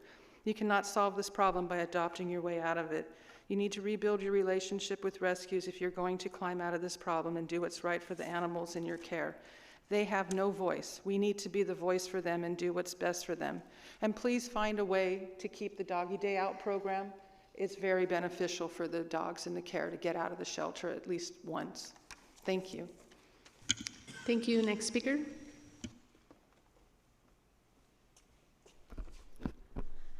Hi, my name is Ani. I'm a certified dog trainer and an SJAX volunteer. When Matt Lesh presented at the last meeting, he suggested that they're operating in crisis mode. This statement is absolutely misleading. From March through June, SJAX had a contract rescue coordinator, a very knowledgeable and experienced member from the rescue community named Dawn Piazza. Since Dawn was already partnering with the shelter and getting dozens of dogs out of the shelter each month, she was a natural fit for the rescue coordinator contract. Dawn brought over 13 years of hands-on rescue experience with cats and dogs. In just 3.5 months, Dawn found rescue for 246 animals, 144 dogs, 88 cats, and 14 bunnies, guinea pigs, and turtles. Week after week, Kiska Icard acknowledged that Dawn was exceeding her expectations. But just 2 days before the new fiscal year, the funds for the contract position were cut. Despite that, Dawn continued to work as a volunteer, saving almost 90 more dogs, increasing their live release rate. This week, although Dawn was a candidate, the city has hired someone with far less experience, especially with large dogs in stressful environments. The city failed to hire the most qualified candidate. An investigation related to concerns of conflict of interest on the hiring committee and unfair hiring of a lesser qualified candidate is already underway. SJAX does not have the luxury of someone who lacks long-term rescue partnerships and who will need to learn on the job. As Matt knows, we're in crisis mode and we need to operate as such with someone who can make an impact on day one. This is a leadership failure. They chose not to hire Dawn, who could help turn the shelter around. The failure to do so is a disservice to the animals, the community, and the taxpayers who deserve better. And rest in peace, Rufus. Thank you. Next speaker. Rosario. I've got a comment on these new intake numbers in this annual report. It's singular as it revises the intake numbers for the previous 5 years. I don't know how they can do that. It's like they've been adjusted upwards. How can we adjust the numbers in 2024 for the intake numbers for 2019? And that's happened anywhere from 6 to 8% upwards. I see a dynamic happening here. Shelter, our intake numbers are down, we need money. Okay, we give them money, they don't produce. Then all of a sudden, 5 years later, the numbers go up. Clearly, this is some kind of smokescreen. What we really need is we need a new director. And I know you think it's hard to find a new director, but you can. You can hire an armed services supply officer, an 03 or an 04. They're equipped to do this. They come with advanced degrees. It would be easy for them to do this. Clearly, the team here is not growing in the position. It's only getting worse. If you choose such an individual, such as a supply officer, they have an initiative, they can adapt, they can do this job. I know they can. I've always used in my career these people from the armed services, and it's worked very well. The second thing I have to comment on is I think we need a reorganization in the SJAX. We need to have the animal control officers responsible for the code enforcement report to a different department head. You have to stop using the citizens and the news as quality control for SJAX. It's a bad look for the city. Thank you. Thank you. Next speaker.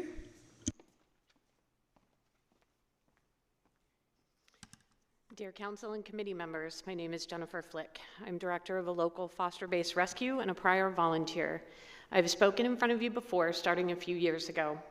I advocated for your shelter to get more funding and resources, and you gave them. At the NSC meeting 2 years ago, you heard about Goofy, who was accidentally euthanized due to human error. You heard about dogs being too thin, and we listened as your shelter justified once-a-day feedings. Those managers still work at the shelter. The NSC meeting last year, we heard about Lola, who was euthanized in spite of rescue on their way to get her, in spite of your own medical team not in agreement about her needs, about Linguini on the adoption floor but neglected to the brink of death, about Bacon up for adoption in spite of broken bones. Those involved still work at your shelter. Last week, you heard from your community volunteers, rescues, and prior employees. During that meeting, Rufus was dying alone in his kennel. Maria, Cookie, Eastwood, Lemon, more have died. Animals are dying at a higher rate than under prior management. You've heard about twice-a-day feedings now being touted as an improvement. Earlier this year, I pulled 4 kittens into my rescue that were final due to ringworm. I was told they were 2 weeks old, in good shape, and eating well. What I got was 4 emaciated, starving 4-week-old kittens covered in frothy yellow diarrhea, sucking on each other's genitals. They were being tube-fed goat's milk and weighed hardly any more than they had when coming into your shelter's care 11 days earlier. I realized within 5 minutes how badly they were doing. It was obvious, but no one told me. The ringworm diagnosis was not noted in the records, yet they were going to be killed for it. Recent audit shows you what's really happening. What good is renovating a medical suite at the shelter, spending hundreds of thousands of dollars, if animals die after simple surgeries? Why is money spent on offices when animals are living in feces, the heat, and the cold? The resources we've advocated for are not being used to help the animals. It's time to change who's managing your shelter. Thank you for your time. Thank you. Next speaker.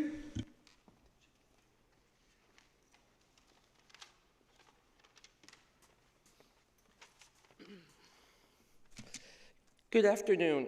I had planned to speak about how volunteers are disrespected, undervalued. But honestly, what's the point?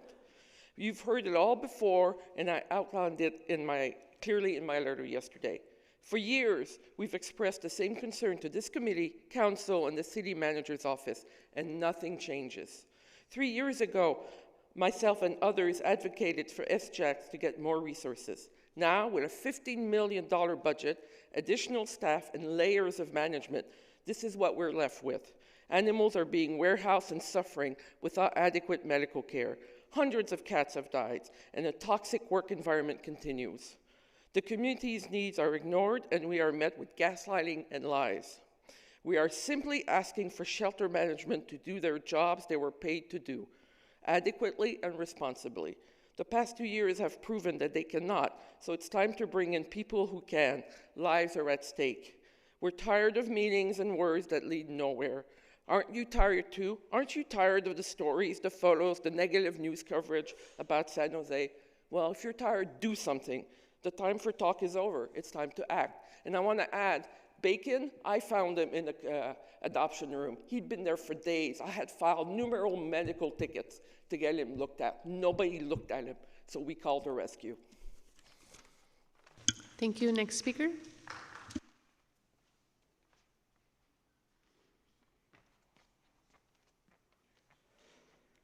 Thank you, committee, for letting us speak today.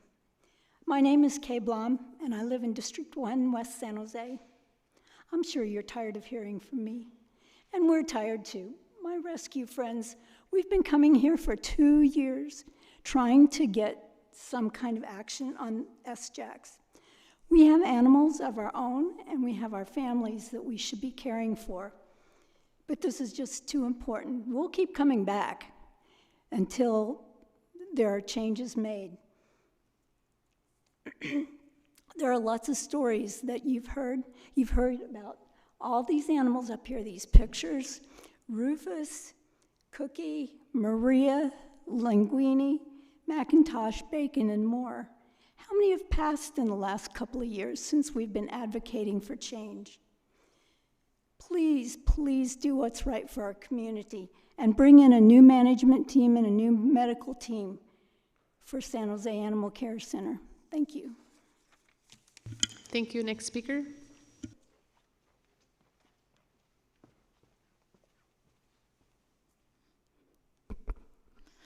Last week, I made the comment that the shelter leadership is not capable. This is not a reflection of the ACAs or the general staff, who I personally work closely with to do the work I do at the shelter. That being said, Councilperson Doan, you made the comment to say, let's all work together. I tried.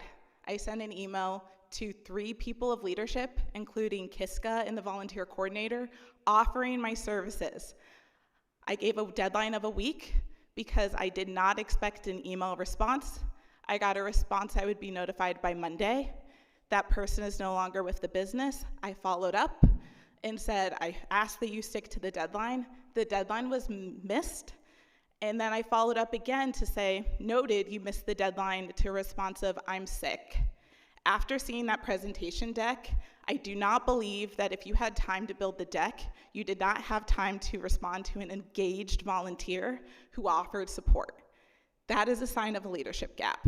In the last week, we had a dog die after surgery who was put in a kennel without supervision before he was breathing. Comments of his medical condition were raised. He was not checked on until he passed.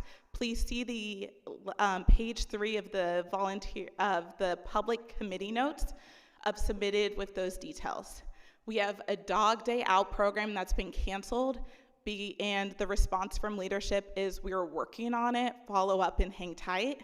And overall, that presentation we just walked to me showed a splattering of activities that many of them are being done by volunteers. What is the strategy? Who is leading it? And when is accountability happening? I am raising my hand to help, but I need your guys' help at this point. Thank you. Next speaker.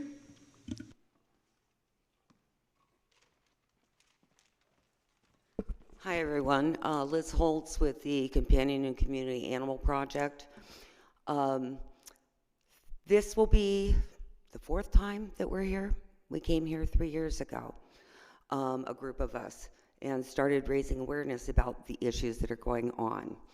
It's the same problems. These were discussed in 2023 in stakeholder meetings that were originally supposed to be bi-monthly, then became sporadic, and people made volunteers to fix the medical components, fix the policies and procedures, all those things, and the shelter didn't take anybody up on it or actually hindered their participation and volunteering to do that. Same thing we're saying today, the data sucks. You have to have good data to know what you're doing with. The communications, the operations, these are all the same problems, all right? Kitten intake at 5,000 per year for the last 5 years, and you're surprised during kitten season? Hello. UU intake. Most of the time, for the last several years, the feral cat intake has been limited to cats that are injured or sick, visibly. This year they added pregnant. And you're surprised that a lot of the animals in your care are sick. Why is that? You intook over 11,000 animals, yet only did 6,225 surgeries.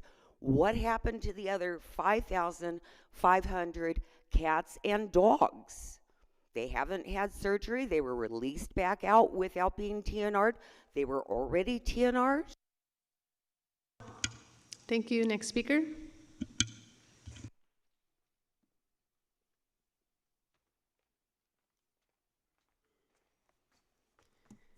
Good afternoon. My name's Anna Spear.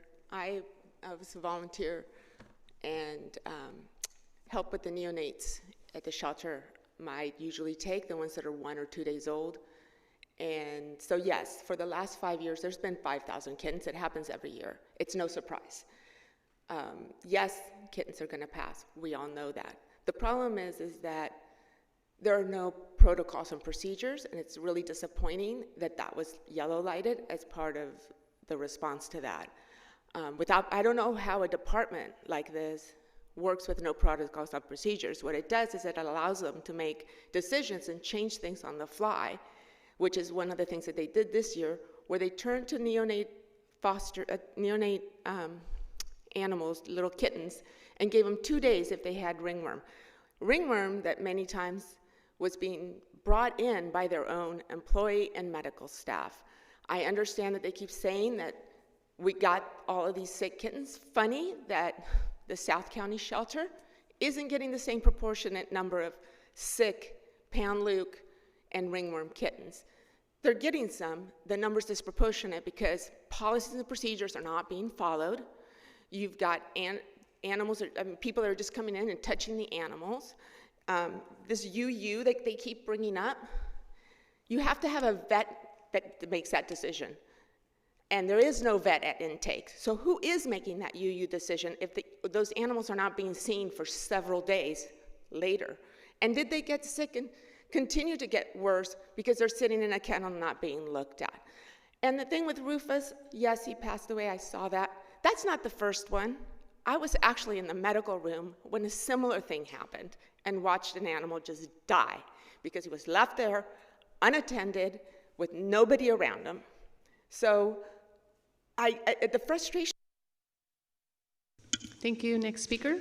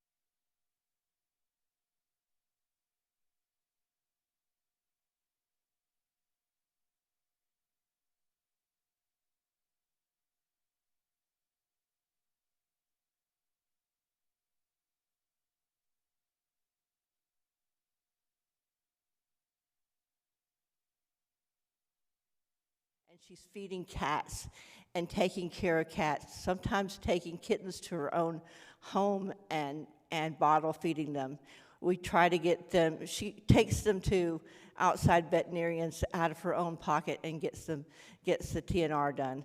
So we really want to advocate for the increased TNR services at the shelter, because otherwise people are finding where I feed and where other people feed and are dumping their cats. And we are happy to take care of them and feed them, but it's sad that owners have to resort to bringing our cats into our colonies, and then our colonies explode in size and we feed more and more cats. So please consider increasing the TNR services from the San Jose shelter. Thank you very much. Thank you. I see no more speakers. Back to the committee. Thank you. Matt, can you remind me how we talked about TNR recently, and there was a memo recently, and I'm sorry, can't remember exactly what our direction was about TNR, but can you talk about the TNR program, please? Sure. So a couple things. So I'm trying to think of what memo that we would have put out that had anything about TNR. It was definitely. I think we had the council had a memo. And that was part of the at the audit at council. That was to report back in terms of our progress to turning it on more to, the goal was to get to the goal is to get to 5 days operation of TNR. There's 2 blockers to that, and that we're working towards getting those removed. One is we need to get a full-time vet hired. We need to get the animals in our care count down. I was just told this afternoon we finally got under 400 animals in the building for the first time in a really long time as of this afternoon.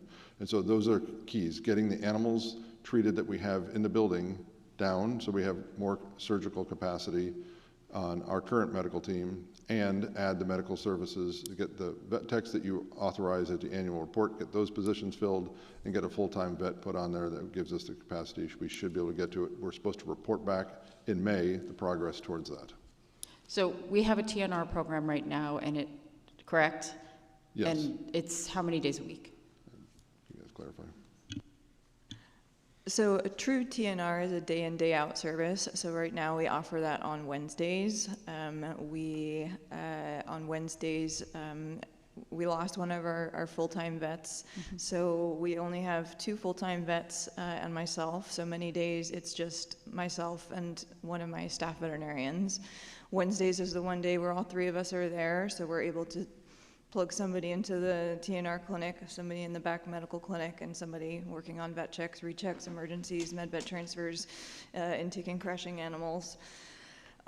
We also do what's called RTF, so that was never an outcome that was in Chameleon before I started. So as you saw in the audit, there is actually a distinction between TNR and RTF.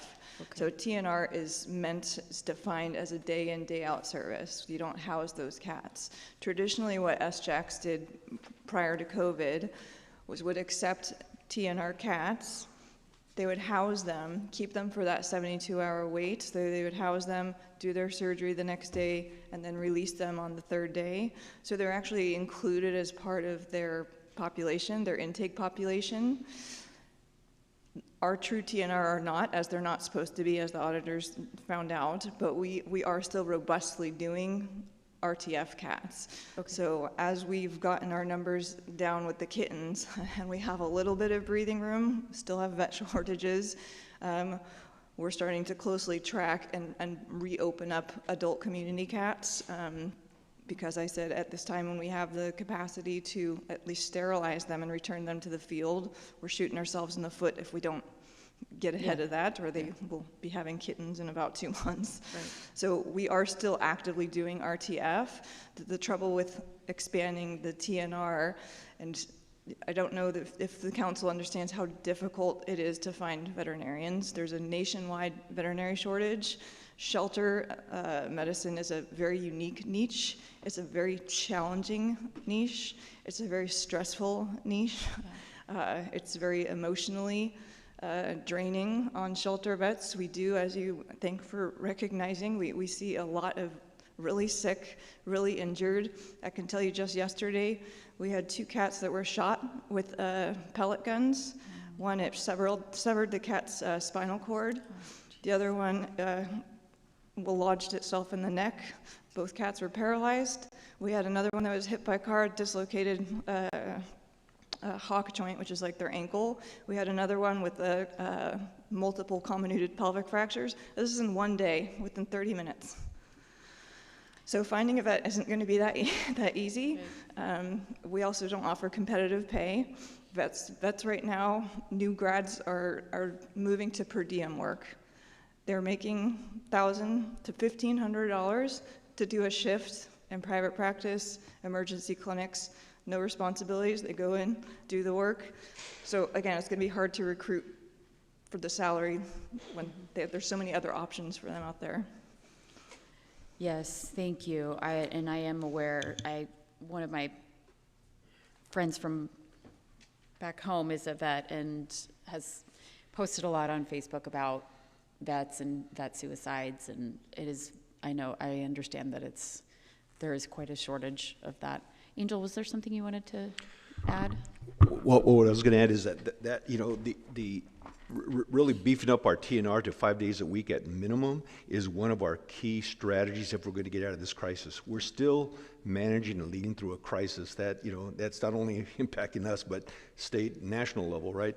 But that is probably the number one area that we really need to, double, triple down on. You even heard from some of the rescue groups, right? I mean, pre-pandemic, you could do a spay and neuter for roughly $250. Now that's costing you $800 to $1,200. Mm-hmm. So even those costs that were typically or historically absorbed by other entities now are also being shifted over to the shelter, right? So, in the past we've been kind of like the shelter of last resort. Now we're the shelter of first and last resort.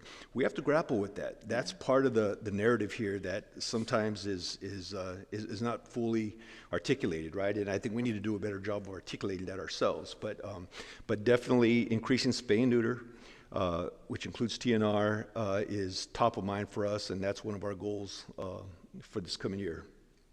Yeah, thank you. I've paid for a kitten spay in the last year, and it definitely costs a lot more than $250. It was close to $2,000, if I remember correctly, and just put in a plug for vet insurance or pet insurance for everybody. It's been very helpful for my family. Councilmember Dewan. Thank you, Chair. Thank you for the report. I hear you're out there, and thank you for coming down and speaking. And I know that there was a lot of recommendation that's going to be implemented starting, even right now and next year. I just want to say thank you to Dr. Catherine for working at the ACS and dealing with a lot of these death of cats, dogs, and everything else. And I know that we are continue to look for vets to work with us at a much lower rate than anybody else, and with the enormous amount of duties that comes with it. And Angel said it best, that if we increased, the TNR to 5 days a week, I think it would reduce the amount of, kittens out there. And I can assure you that none of our staff here choose to be in this position. And I would tell you right now, I've gone down to the animal shelter and multiple times, even when unannounced. A lot of people, they work there because they care. And again, there will be situation that was not expected, or a situation that is not to your expectation. But I know that they're doing their best. But we'll continue. It doesn't mean that there's no room for improvement. There is. I'll tell you this, 27 years in the fire service, I've seen death. I've seen, sometimes there's things, you sit back and you scratch your head and you pound on yourself for weeks and said, could we have done something better? Right? And I know you care about the animals, and I do too. And my house used to be like a zoo because I had dog, cats, guinea pig, rabbits, hermit crab, turtles, koi, fish tank. I mean, that's a lot of responsibility. And so I understand what it is. In the fire department, we always say this: we work more for less. And I'll tell you that the staff out there is working more for less. And yes, there is room for improvement. And I asked that, for example, some of the volunteers' communication could be a lot better. There's no doubt. And I would hope that things doesn't change overnight. It takes time. And we're working on it, and I promise you that. And I have a couple of questions for our staff. What specific step that the ACS planning to take in order to restore and strengthen the relationship with care partner and rescue partners that would renew, enhance the sense of collaboration and trust? Thanks, Councilmember. So very specifically, when Angel and I were looking at the audit and thinking through what parts of these audit findings have specific needs that community can lean in on, that we can use to leverage that recommendation to have a point of focus of work.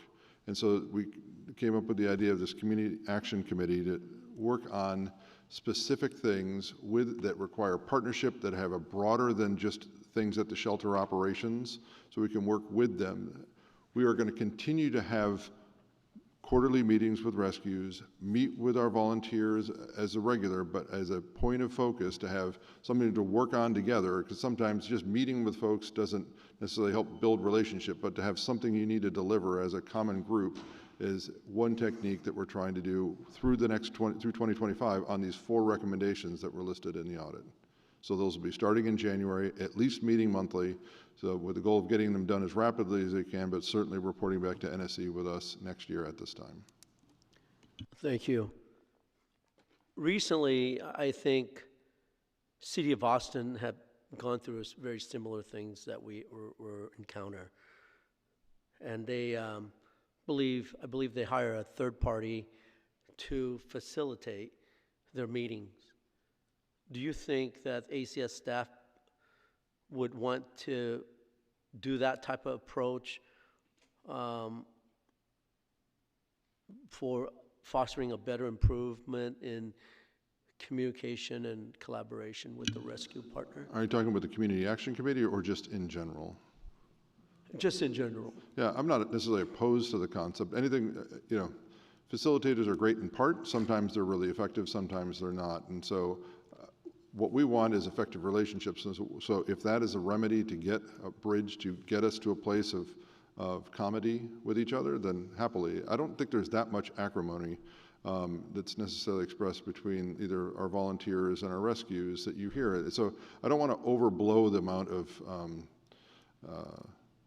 acrimony that's there. I mean, if you look at the audit survey that they did, our volunteers, 78% would recommend this experience to their families and friends. And so there's things that are positive there. There are certainly things we can improve, and that's a focus. So it's not to dismiss that or to say that, there's all, but if having an opportunity, if there's a facilitator there that can help bridge a gap, but to what end? And like, what thing are you working on? To me, I'm a working on type person, and so I'd rather have an activity that we're working on, that we have a common goal that we need to achieve together.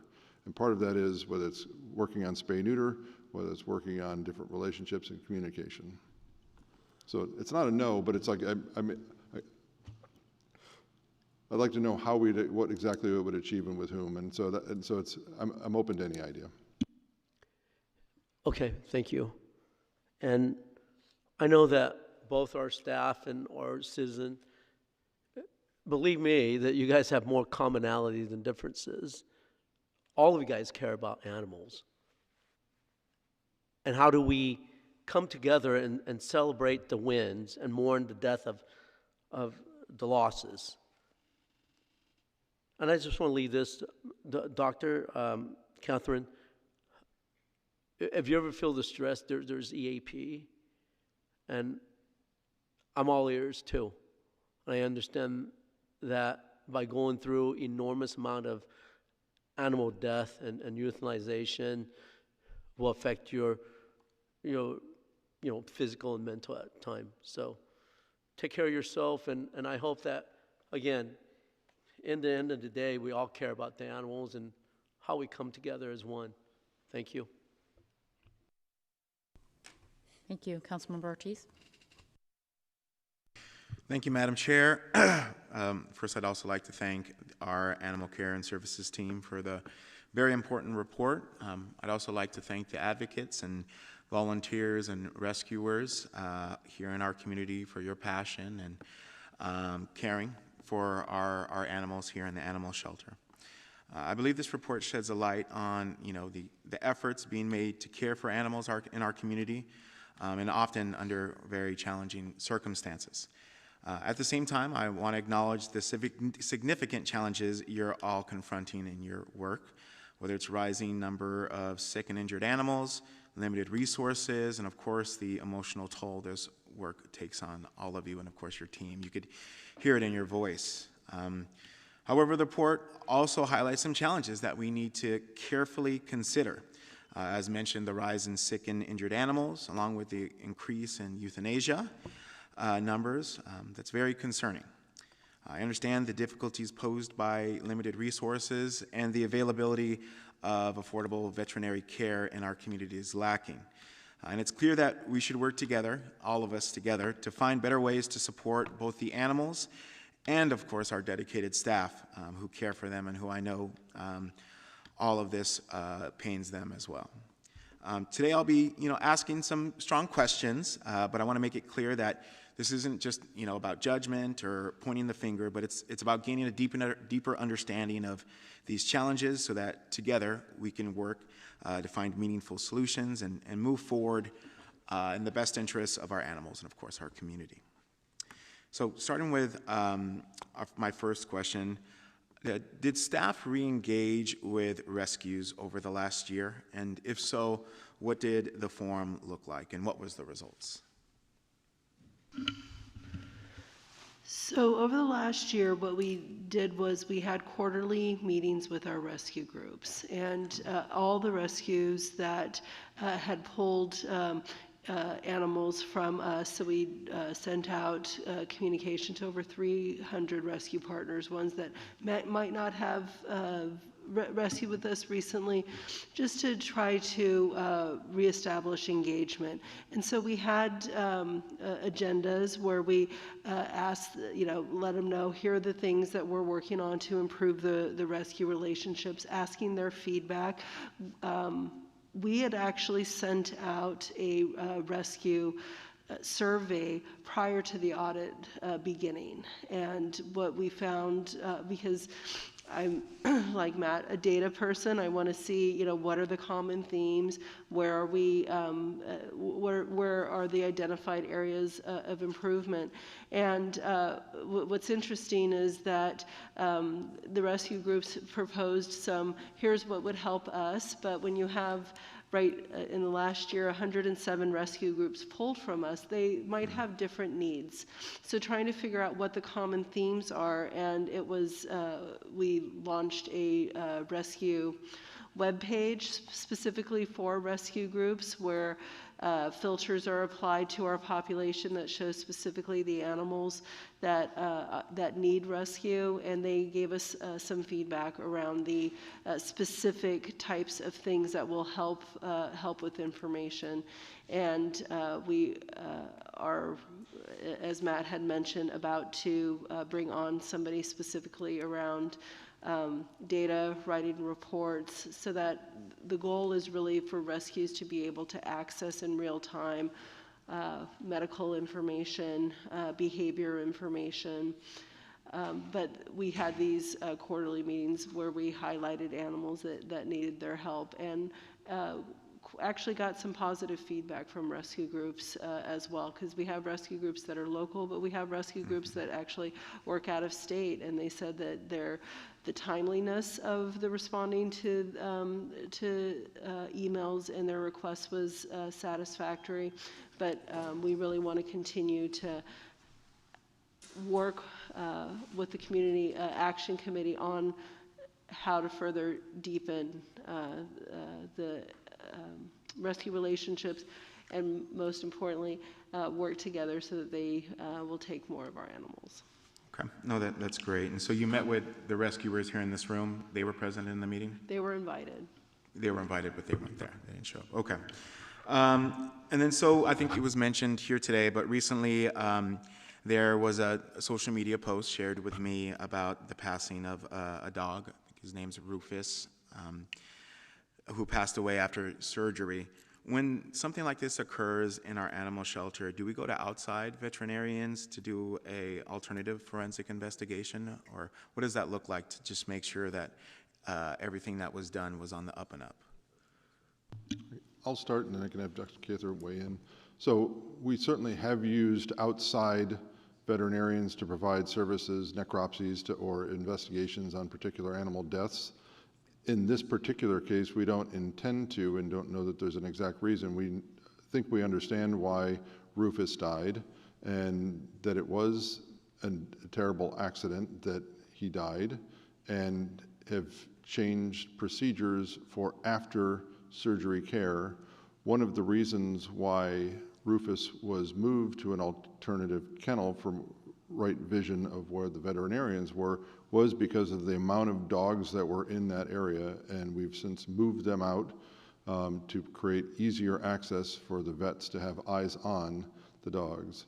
And so we have used outside vets to do investigations. We don't intend to in this particular case. So just so I understand, because I don't know the whole entire story, so you guys moved him to an alternative kennel and then something happened there? Or? Yeah, so it unfortunately was a very tragic, unfortunate accident. There was no neglect, no fault. It was a freak accident. This is part of the concern that we've had with the capacity, which is why that's the #1 thing in the audit. So trying to get a lot of big dogs, you saw the pictures of the clinic. We can only fit maybe 3-4 big dogs in the clinic at a time to try to get spays and neuters done. We also have cats in there. We have dogs that are dog reactive. And so we only have 3 tethers to try and keep them there while we pre-med them, wait for them to get sleepy so that we can induce them, perform their surgery, put them on the recovery bed. They start waking up. We've had some that try to go after their neighbor who's sleeping next to them. In the past, there's a ward called SA that's directly across from the clinic, and that was actually dedicated for surgery dogs, so pre and post-op. So ACA staff would move dogs into that ward the night before. They were already there. They'd get moved back after surgery and closely monitored because they're just right across the hallway. Because of our capacity issues, we lost that SA ward for the last 2 years. We are all devastated by the loss of Rufus. It really affected a lot of my medical team. We all jumped in, immediately initiated CPR. We worked on him for 10 minutes. There was tears shed. To have it feel, through social media and the news, weaponizing it against the staff as if the staff does not feel the huge emotional loss of this accident, really affects my staff. After this happened, I immediately drafted a brand new post-op policy, very detailed down to the letter of how we're going to move forward. As our dog population got down, I said, we need to reclaim SA for medical. We just have to. And so we've slowly emptied out half of that ward for the big dogs, and we started implementing this new policy this week, and we have noticed a dramatic change in the flow of the dog surgeries. We can bring them in, examine them, pre-med them, put them in that SA ward until they're sleepy, bring them in one at a time, so we're not having a dangerous situation where there's a dog-reactive dog who's slightly drugged next to a cat next to this. So that policy has been drafted and it is currently being implemented, and so we're already seeing that the flow is much better. Okay. Thank you. Appreciate that. I know that that's a hard question to answer, so I really appreciate you speaking to it. I see I only have 50 seconds left, so I'm not going to be able to get to much of my questions. All right, let's do one really quick. The annual report does not include the average length of stay for animals. Yet this metric was included in the audit released earlier this month. Can you explain why this key data point was not included in the annual report? I neglected to include it in the memo. Oh, okay, no worries. There's nothing elegant about it.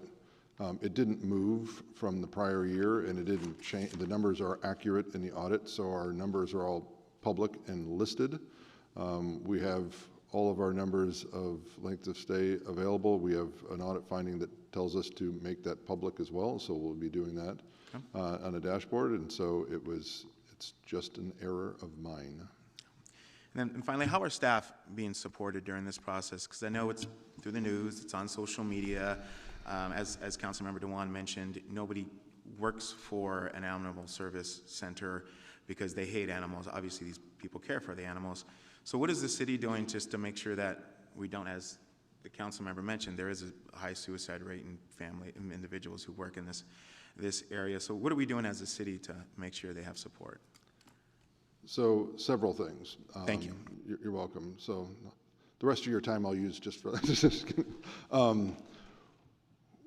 this has been hard.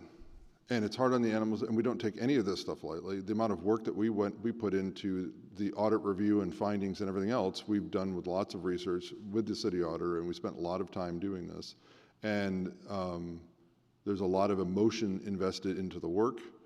The volume of animals is seemingly untenable at times, and staff really does. And so it's like there's lots of stress going all through the summer into the early fall. We knew that the audit findings, we generally knew what the direction that what was going to come out, and we were part of that review, and so it was not a big shock. It is hard to hear comments about staff, especially about individuals. The next day I was out at the shelter to visit with them to see how they were doing, to talk about what they needed, to see what programs we can help with. Angel went out a day or so after that. Jennifer's reached out to them and expressed, again, it's not to console because we have a lot of work to do and we take our jobs very seriously, but it is hard when negative comments are made about individuals on the team. And yes, we've had team members leave as a result, even in this last week.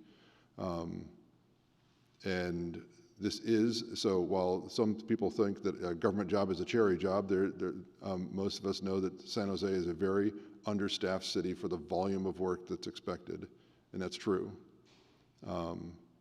But they do this because of their passion for the job. I try to support them myself with whatever they need. They feel like they're supported, as they say, but again, this is we knew this was going to be hard, and we knew both of these things were happening, both the last month's meeting and the council meeting and this, and so we prepared for it.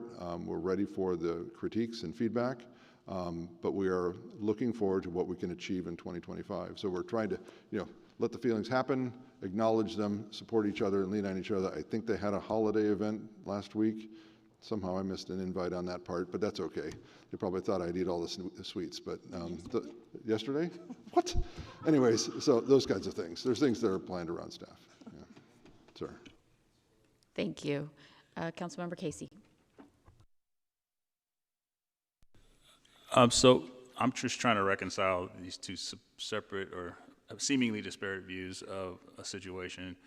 Is it fair to characterize this as a scenario where, as you've mentioned, there is an overwhelming amount of volume with limited resources, and that these folks are frustrated and upset about the consequences of that dynamic? Is that a fair characterization of what's going on here? Well, first of all, I would never say that what they're feeling. They can speak for themselves, and many of I've spoke to almost all the speakers here individually over time, and spent time with them to hear what their concerns and complaints are. Some have aspirations of what was in the past, and the staff here is trying to take so that's why I focused, like, what were we last year? We had a really dark year in terms of performance, plus also trying to figure out what this new environment was, plus we lost a whole pile of staff, and we had to rejigger the entire operation. And then all these negative animals had come in terms of their characteristics. And so it's been a rebuilding year. And again, they'll speak for themselves. We think we are on the track to positive things, and I think the numbers are positive. I think there are things we need to improve. Both the audit finds that. We're not going to disagree with many of the comments about where we need to improve. There might be specific instances where the interpretation of what happened and how it happened, but they're very passionate about the animals in our community, as are we. And so, to what Councilmember Doan said, we have the same goal, and sometimes there's friction about how to get there. And I take their passion and interest of what it is at face value, that they're very interested in the animals and they want us to perform better for them. I just don't know that everything we can do is exactly the way as it's recommended by others. So we try to be clear about our plan. The audit has a very robust, detailed things of what we should achieve in terms of recommendations. And so we are doing that, as well as trying to get our team up in speed to getting more TNR done so we can help out all the different parts of the community. Yeah, I'll leave it there. So, I don't know if there's a spokesperson that could sum up what all of you think, but is there the understanding that there's malfeasance, incompetence, or do you guys acknowledge that they are? Sir, if you could come down, I'd appreciate it. Councilmember Casey, if I could, please, we've already had public comment. Oh, okay, sorry. I'm sorry. It would be helpful if you would like to meet with different groups, you're welcome to do that. Okay. And you can also get briefed individually by staff. I'm mindful of the time because two of us have another committee meeting that we need to attend. And so I would just, you're coming in on this a little bit, not really at the 11th hour, but in midstream for sure. We just had an audit, so you may want to get briefed by our independent auditor, Joe Royce, as well as our public works director, and I'm sure that the advocates will also be reaching out to you to give you their thoughts. But I can say that there are a lot of groups. And not all of them come to speak here. So I don't know that you would have a unified voice in that. I'll move acceptance of the staff report. I'll second. All right, we're ready for the vote. Thank you. Yeah, TPAC. Okay, and that motion passes 5-0. And I, myself and Councilmember Candelas need to leave. So I hope the other three members will stay so that there is quorum. I just want to say I have really enjoyed chairing this committee for the last 2 years, and I want to thank Angel especially, and the city attorney's office for always providing such good guidance and direction, and it has been a pleasure to be on this committee, so I just want to thank you all.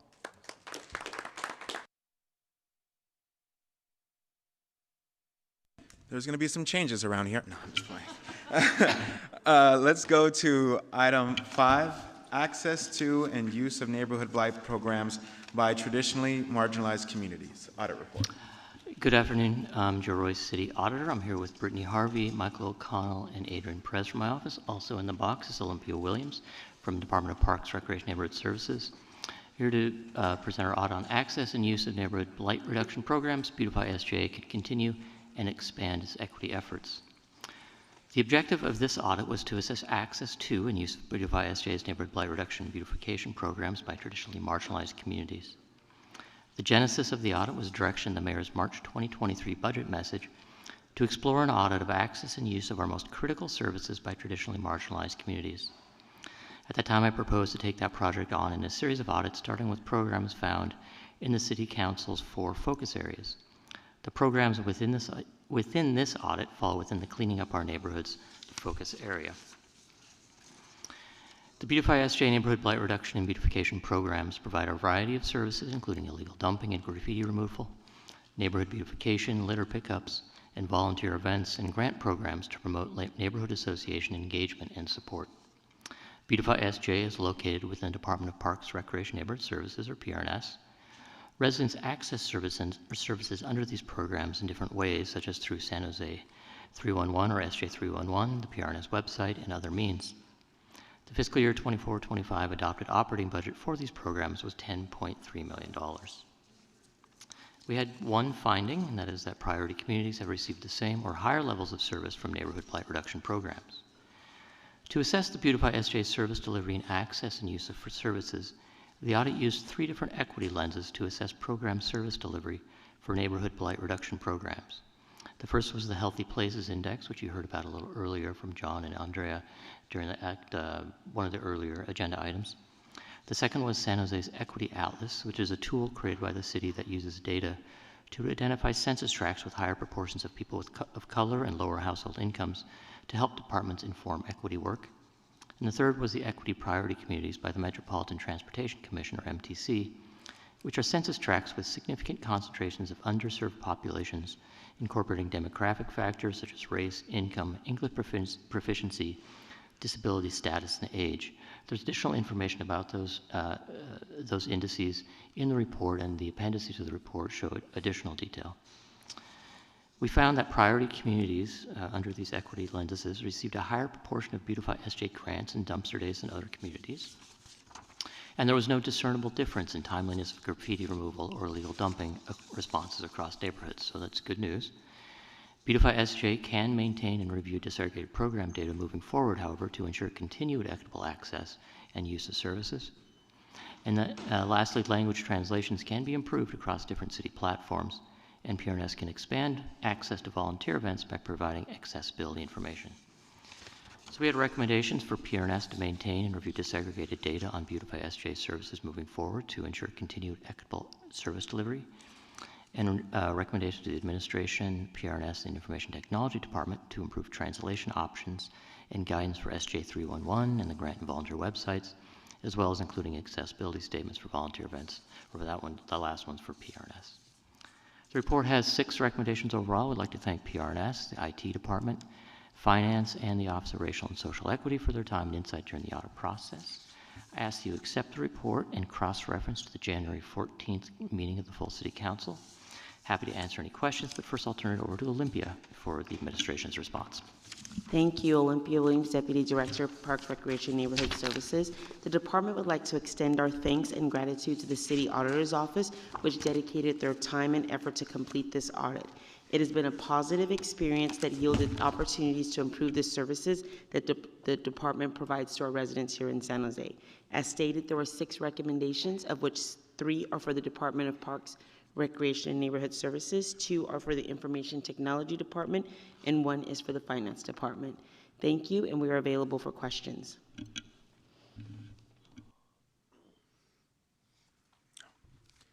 Forgot I was chairing. Sorry about that. Yeah, so we'll open it up to any public comment. We have no public comment. Oh, okay. No public comment. We have Councilmember Dewan first. Thank you, Chair.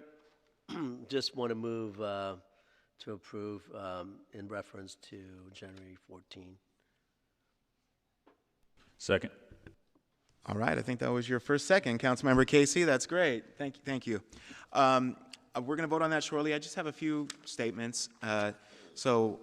First off, I just want to thank the city auditor on this audit focusing on the very important subject of equitable access to our city's critical resources. Of course, I also want to thank PRNS and ActivateSJ, who I work with very closely in my district as one of those who has a large population of those census tracts, immigrants, working class families.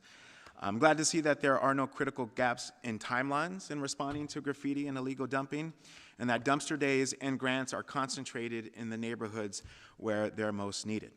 I also think it's important, and I want to differentiate, and I know that's not necessarily what the audit's statement is saying, but I want to differentiate between equity in treatment and access to city resources and the difference from the outcomes and what residents see in Eastside every day.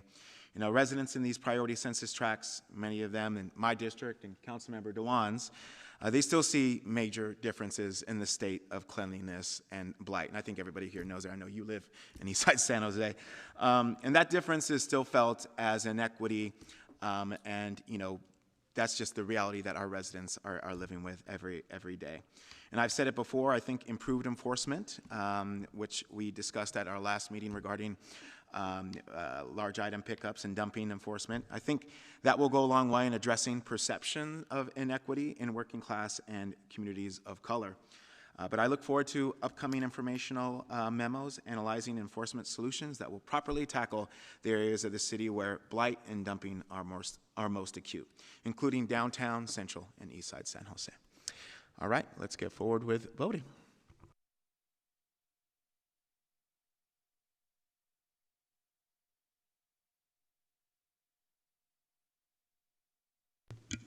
And that motion passes with 3 and then 2 absent.